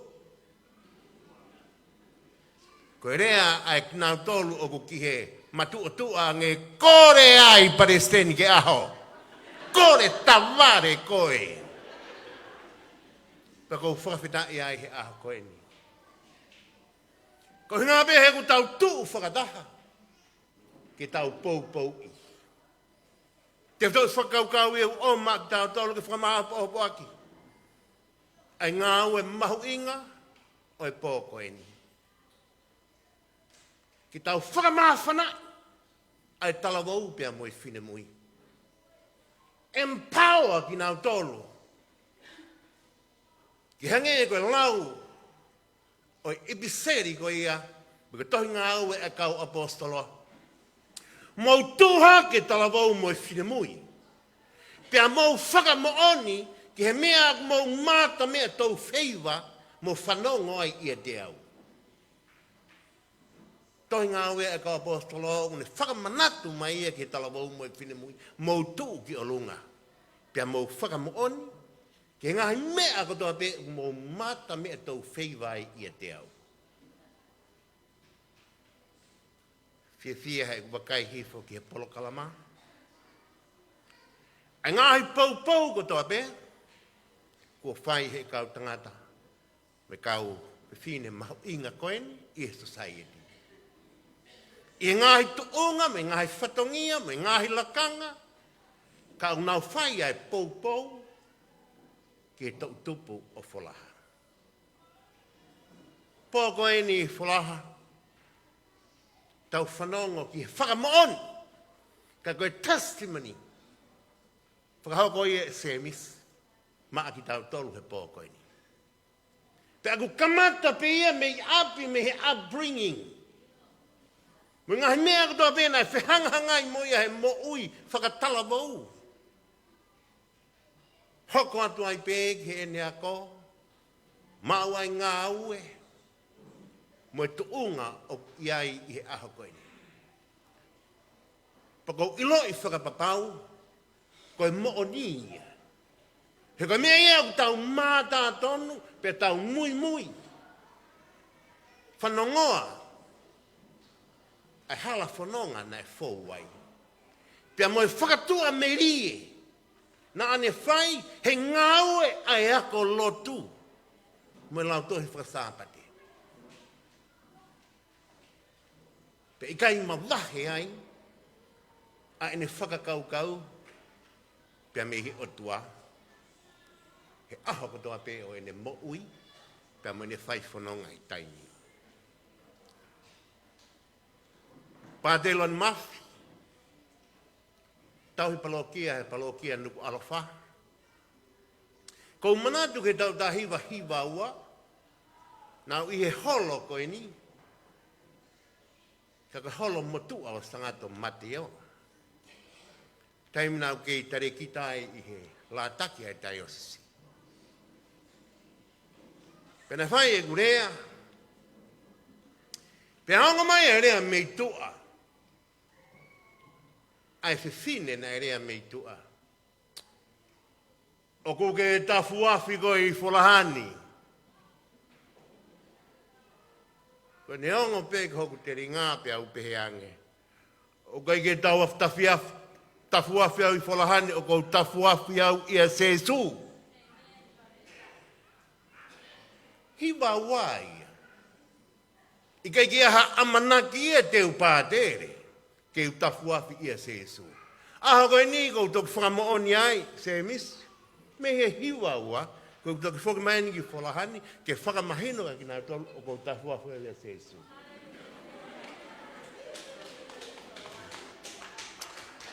Mokapuna ua o Watson Goro. Pea kou kau he matakari hene o kui koe kau tūbana. Pea kou Fakafeta'i, i he pō koeni, ke wahe mo ki mautolu. Whangatokoua me whangato whaafine, i he kawe inga mahu inga koeni, ne whai ai, whe wahe aki, ai a kou koe whakakoloa. Ka koloto ke tau mai ai konga uluaki, pea mi he tau mua uluaki, asi pe ia he tohi o polo kalama. Unity in faith. Rejoice in the Lord. I he taha ko ia i he tui. Asi ia he conspiracione, ba he taha fitu vesi o fulmataha. Ka koe konga ia e lotu na whai e sisu, ki mua pe ha ere hake ki hewani. E tamai ko e ku whaka amu ke nau taha pe. O hange ko e ta taha, pe tuia mamani na ke whikau i mai au. Ko ngā tohia ku ngāwe ki ai e siasi whakakōsirio mamani katoa. Ko e ku whaka amu ke nau taha pe. O hange ko e ta taha, pe tui a mamani na ke whikau i mai au. I e hiri ko i e whanofo To'utupu, o To'utupu Folaha, nei hono kaunga maheni be, ka koe taki ia o e siasi whakapentekosi, i Argentina. Pena a manaki e ke whai ai hufi o conference lahi ai siasi whakapentekosi. Pea telefoni atu atu i tapu whalakiko. Se o ku toka ua i he eiki. O kou lotu atu maau. Tuku ange e ta kehe whakatoka teri ne. He toki whakamau ia e he otua. Ta ngau e taua ke e ta taha whakalau maari e. Te ta kaunga whakamooni ai. Na whekau i mai a kalaisi ki he mamani koini. Ke hoko ia ko tau misaia. Ko taha ia o tau fia mau. Unity in diversity. Ke tau whakatahataha e mea o tau tahai, pa tau ngāu e ki ho tau kehe. Kai lawa ke unua e mea kotoa pe, i he tau ngāu e. I he tau mua honoua e polo kalama ko e ni oe. Po Lotu mo po Hiva, o ku whangarea ia koe rejoice in the Lord. O ku haia e tohi a Filipai, wahe wha, bes wha ki he walu. Mau fia i he eiki, kautoi ai atu. Mau fia i he eiki. To'utupu Folaha, monuku he tulu. O fia mao ke mau fia. Koe taimi koe ni, koe taimi e o lau ki ai tohi koe e kohereti. Ai e o iloa koe tangata malanga. Wahe hongo funu maua o whakarea ia o pehee. Tama ke fia i ho toki tupu. Pia whakawhia i ho lotonga ho kei talavou. Sio ke ngahi mea ku sio ke ho mata, pa ke hanga ke ngahi mea ku hanga ke holoto. Ka ke manatu e whakahopa koe e Elohimi ki he aho i whakamau. Hui e hoha a mi holoto pia awea e kovi mi ho kakano. He koe sii mo e whatu tangata koe muna pe. Whakamanatu mai e ka teki mo tolu, mo ngawe i e taimi koe ni, koe taimi o ku mahu inga. Ai taimi o ke i talavou, pa mo fia. Mo fia lalo tonga ho mo ke i talavou. Po koe ni e tau Fakafeta'i. Ngahi le o maari e. O kune o mai ai ka teki tau tolu. Ai whahinga musika o e ofa. Ka koe ongo ia aluha ke mei loto. Pea moe mawhana. E tau wongoi ai ngahi nau o loto langi. Korea kia e tangata ma oni. Sangato Augustino o kune pehee. When you sing, you pray twice. Pa ko ia i talavou mo e whine mui, whakaau ngai ho tau reo, ke tau hiwa, ka kano mo e totona ne whakahātu, ka ko e ku tamai o ku ihewani. Te hui maho inga ia ka teki mo tolu To'utupu Folaha. Ko hai a sisu ki e te koe. Te koe tari pe i e te ke whai pe e koe. Foki ki api, whakaukau loto ki ai. Ko hai a sisu ki e te koe.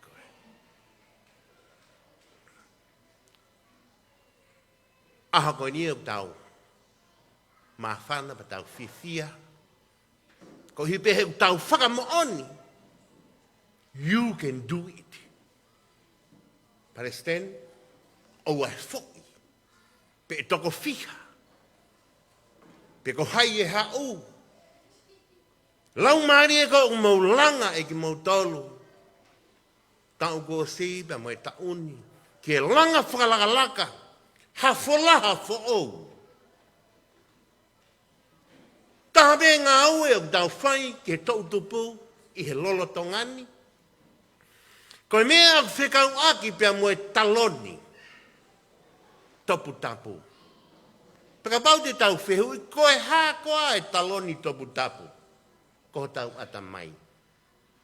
Ko tau atamai o whakarea i he mamani o ono poni, koe taloni Tongatapu. Pe aku fie mau ia To'utupu Folaha mo nuku he tulu, ke tau whai hanga au e ki ai. Ko hai ngā au e te tau whai ki ho tau taloni To'utupu. O ku whia mau ke liriu e tau huunga whakakaukau ki he mo'ui. Your attitudes towards life. Liriu. E liriu whewhe. Aia koe liriu, whia mau ke train ki tua ai negative attitudes. Ka nofo pe positive attitudes. Ka mau koe positive attitudes wente ne tataki o mō ngāwe, e lelei e mea kotoa pe. Te mau whehake aki, te mau wheofaaki, te mau wheofofani, te mau taha, te mau ngāwe whakataha. No more negatives. Train ia ki tua. He gune hanga ia to'o iwi lahi, o e talawau mo e whine moi. I he negative attitudes. I he rea tuku hifo, i he sio lalo. Katoa e ngahi mea kotoa peko ia, ai ngahi negative attitudes, to'o kotoa i ki tua me subconscious mind. Kai tāna ki pe i he tanunga ilo, ai ngahi positive attitude. Ai rea hake aki i, ai ofa, ai whiwei tokai aki, ai whiofo ofani, ai meri no. Mea kotoa pe i aku positive, me ngahi virtues, o whia mao ke tau tauhi, nofo pe i aku positive. Pea he kai ki to iaha tahaia, e iai ha mo wā e mo. God is good! Aia gune omia i ka te tau tolu, talavou mo e whine mui, au tau taloni To'utupu ko tau atamai. Fie mau ia ki tau whaiha ngā ue ki ai. Tau sio pe i ngahi taloni whanongo le rei mai. Uluaki o tau mua ke ako, ke ofa. Ke sesu. Pea mo e kakai kotoa pe. Raki ako ke ofa, pea me iai rewa e lava e sivi. Mea uluaki ia. Pea koe whaunga ia, o gune hanga ia omi ki he talawau, pea mo e whine mui, pea mo e tokotaha kotoa pe, a e tau sio ki hono langa ai mo ui ai tangata kakato. Tangata kakato sino ata mai lau maari e ongo whakasosiare. The totality of human person, o whe mau ke mau e nima ko ia. Pau tolu pe ia sino ata mai lau maari e o kai kakato. Ai e ongo me whakasosiare ki ai. Ke kakato i e tupu whakalakalaka e tamasi imo e tahine, pia hoko ai toko taha ko ia, ko toko taha kakato. Uluaki ako, i ki tau tolu ki tau ofa, pia i kuna noa e mea ko toa pe. To'utupu Folaha, o Folaha ka te kimotoho no katoa, whakatau wangi. Koe onu ko ni Palesiteni, you are on the move. Whia mau ke onu pe ia ki mua o To'utupu. Toi lele iange, pa te whakalakalakangi. Pea mai tau talawau mai whine mui. Koe ka hau mai lolo Tonga, oi Folaha fo ou. Ai koe tau whakaamu ia. Famalo ke ngai Hiva katoa pe, mai mātua, e nau poupou mai ke tau whanau, oua, te ke mana wahe. Koe whakarea ia whai, do not be afraid. E tokonia, e eiki e ngāu e katoa pe, ia te ki nau tolu, o tuk e nau whalala ki eiki. Mo whalala ki eiki, Lotu. Folaha fo ou, koe mea iloa Folaha, koe ako me Lotu. Tala iho tau historia, mei mua, pau kai puria. Ako, ke mafoa e uto, pe train e negativi ki tua, ka tuku pe positivi, ke ne tāke kina e tau mo ui, lewerewe malanga, kau tua a whaitu.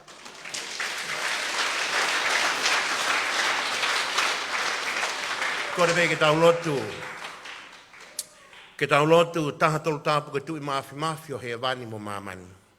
O mau punauni i o ao o hu mo Fakafeta'i ki a whiona. A whiona ia talo me i mua koe hau toka, koe hau kau kaua. O ku ke a whio me i loto te tau. Ki he mau tautu hifo me mau tu hake. Ai rea o mana ke hau me o mau longu tu urini i kua ke a whioi.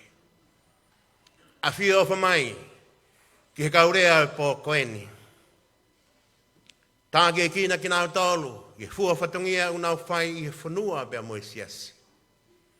Momoia tu bea moe mātua tau i whānau, ai whatongia kono tauhi o e whanau. Talawa umo e whinemui mo e whanau i ki o mau moi atu ke a whiona hangahi ka haule rei maa ki nau tolu. Ko ia ku tuku ai e mau whalala ki a te koe eiki o hangebe koe whalala a isileri ki a whiona. Whai hono tāke kina. O miho lau maari e whakamāwhana i ki nau tolu ke nau tuu karikari. Polokalama, Paula, Hiva, Fakafeta'i, ai Society To'utupu Folaha, taha i he tui, whia i he eiki, ki aho tapu, aho walu, Akosi wa, whiwa taha me holo ka tinari mawhi i Folaha, ko e tau polokalama, ko e whakatau kei, whakahoko atuia e aini se ofa mo lau manu maafu, ka ko e tokoni sea mo e sekretaria o e Society To'utupu Folaha Folaha. Lotu kamata whakahoko atuia e he whaiwhekau se asusiliana tau taina o Tonga nuku he tulu. Lea tatari whakahoko atuia e sekretaria pea mo e kau ngā whakatau kei o e whiawhini e lau manu maafu ia. Ko e tau ngahi hiva mo e ngahi lea hange ko ia ne mo wongona e ngahi leo whakafoofa, whakalau maali e whakawhiawhia o whakamawhana a e lou tokai anō. Hiva uruaki ono whakahoko atuia e he sisu ko e whitu ungingila. Hiva honoa me he To'utupu o e sease au whitu o Folaha. Hiva hono tolu ono whakahoko atu me he lātaki o Folaha. Whakahoko atu ai lea uruaki e tokoni pule o e potu ngā oe paanga mo e palani whakawhanua pisila matawhahi o tunuku. Hiva hono wha, whakahoko atu e sias Tongatapu na nuku e tulu. Hiva hono nima, whakahoko atu e he pon ngā oe ako o Folaha. Hiva hono no whakahoko atu e he potu ngā oe talavo mo whinemui o sias Siciliana tau taina o Tonga nuku he tulu. Lea hono wai hono whakahoko atu e he taha o e kau me mipa lātaki pia mo e To'utupu me he wahe loto me ha teiho toke tā so se fo tā kai. Hiva ono fitu whakahoko atu me he To'utupu e se sau fitu o Folaha. Hiva ono walu me lātaki Folaha. Lea ono tolu, ono whakahoko atu me he taleki, tau pot ngau e whakaloto whanua, toke tā whotu whisi iahi. Hiva hono hiva, whakahoko atu i he pot ngau e ako nuku he tulu. Hiva ono ngofulu me se sa whito Folaha. Lea hono wha, me he whawhawhanga whalea lea, wahenga Tongatapu aluga, uki ai lou tokai anō, se misi whakahau. Hiva hono ngofulu mātaha me he pot ngau e ako Folaha. Hiva ngofulu māua me he pot ngau e talavo mo whinemui o nuku he tulu. Whakahoko atu e lea Fakamalo e he Palesiteni o e Society To'utupu Whakatataha o Folaha. Whiliwaki taulanga, pia koe sea i pe fokia. Hiva hono hongofulu mātolu mo e whakamaupo opo ia o e hiva Fakafeta'i o e whiawhini me he sisu koe whetu ungingila. Pea koe whakamaupo opo mo e Lotu tuku i hono whakahoko atu. E he sea ia o e kātoanga mo e whakataanga o e whiawhini. Ka koe tauhi palokia o e palokia nuku alofa pātele nailoni mawhi ia. Whatawange pēna e kei autaki lele atu pē ai ngahi hiva mālie, whakalau mālie mo whakamāwhana o e polokalama o e whiawhini mo e ngahi lea i hono tataki ai tokanga ki he whakakoloa ai ako mai To'utupu mo e whanau o Folaha mo nuku he tulu. Ka koe ngahi lea mālie i hono tanu maki ai To'utupu tau te whito pē ki ha Folaha fo o hange ko ia ne whakahoko atu e sea o e whakataha angania. Fakamalo to hounga to e pe foki ai whakamawholaleani ki he Nearest Kitchen mo e Venus Suburb pehee foki mo whiliwaki ia. Pea pehee foki ki he Netalia Beautician mo e famili Lufe I he whakawhainga maali o tau wheenas aki ai I he polokalama ma ke he o e whiawhini. Hatau ange pēna tau kei wheenas aki lelei ai pe polokalama ma ke he o e whiawhini au takaliat ke whei tūpeo mo mea mai mei ai. Ka koe tatau atu ai pea whatongia mei he holo ka tēnā lima whi mei folaha. Tatau atu ai kau whakahoko whatongia mei he tawhaaki o e whaita livestream. Pita takafua pe he foki atu Paulea. Mei he leti oli siate tana tohi koa o Mikaela Waka mou mea.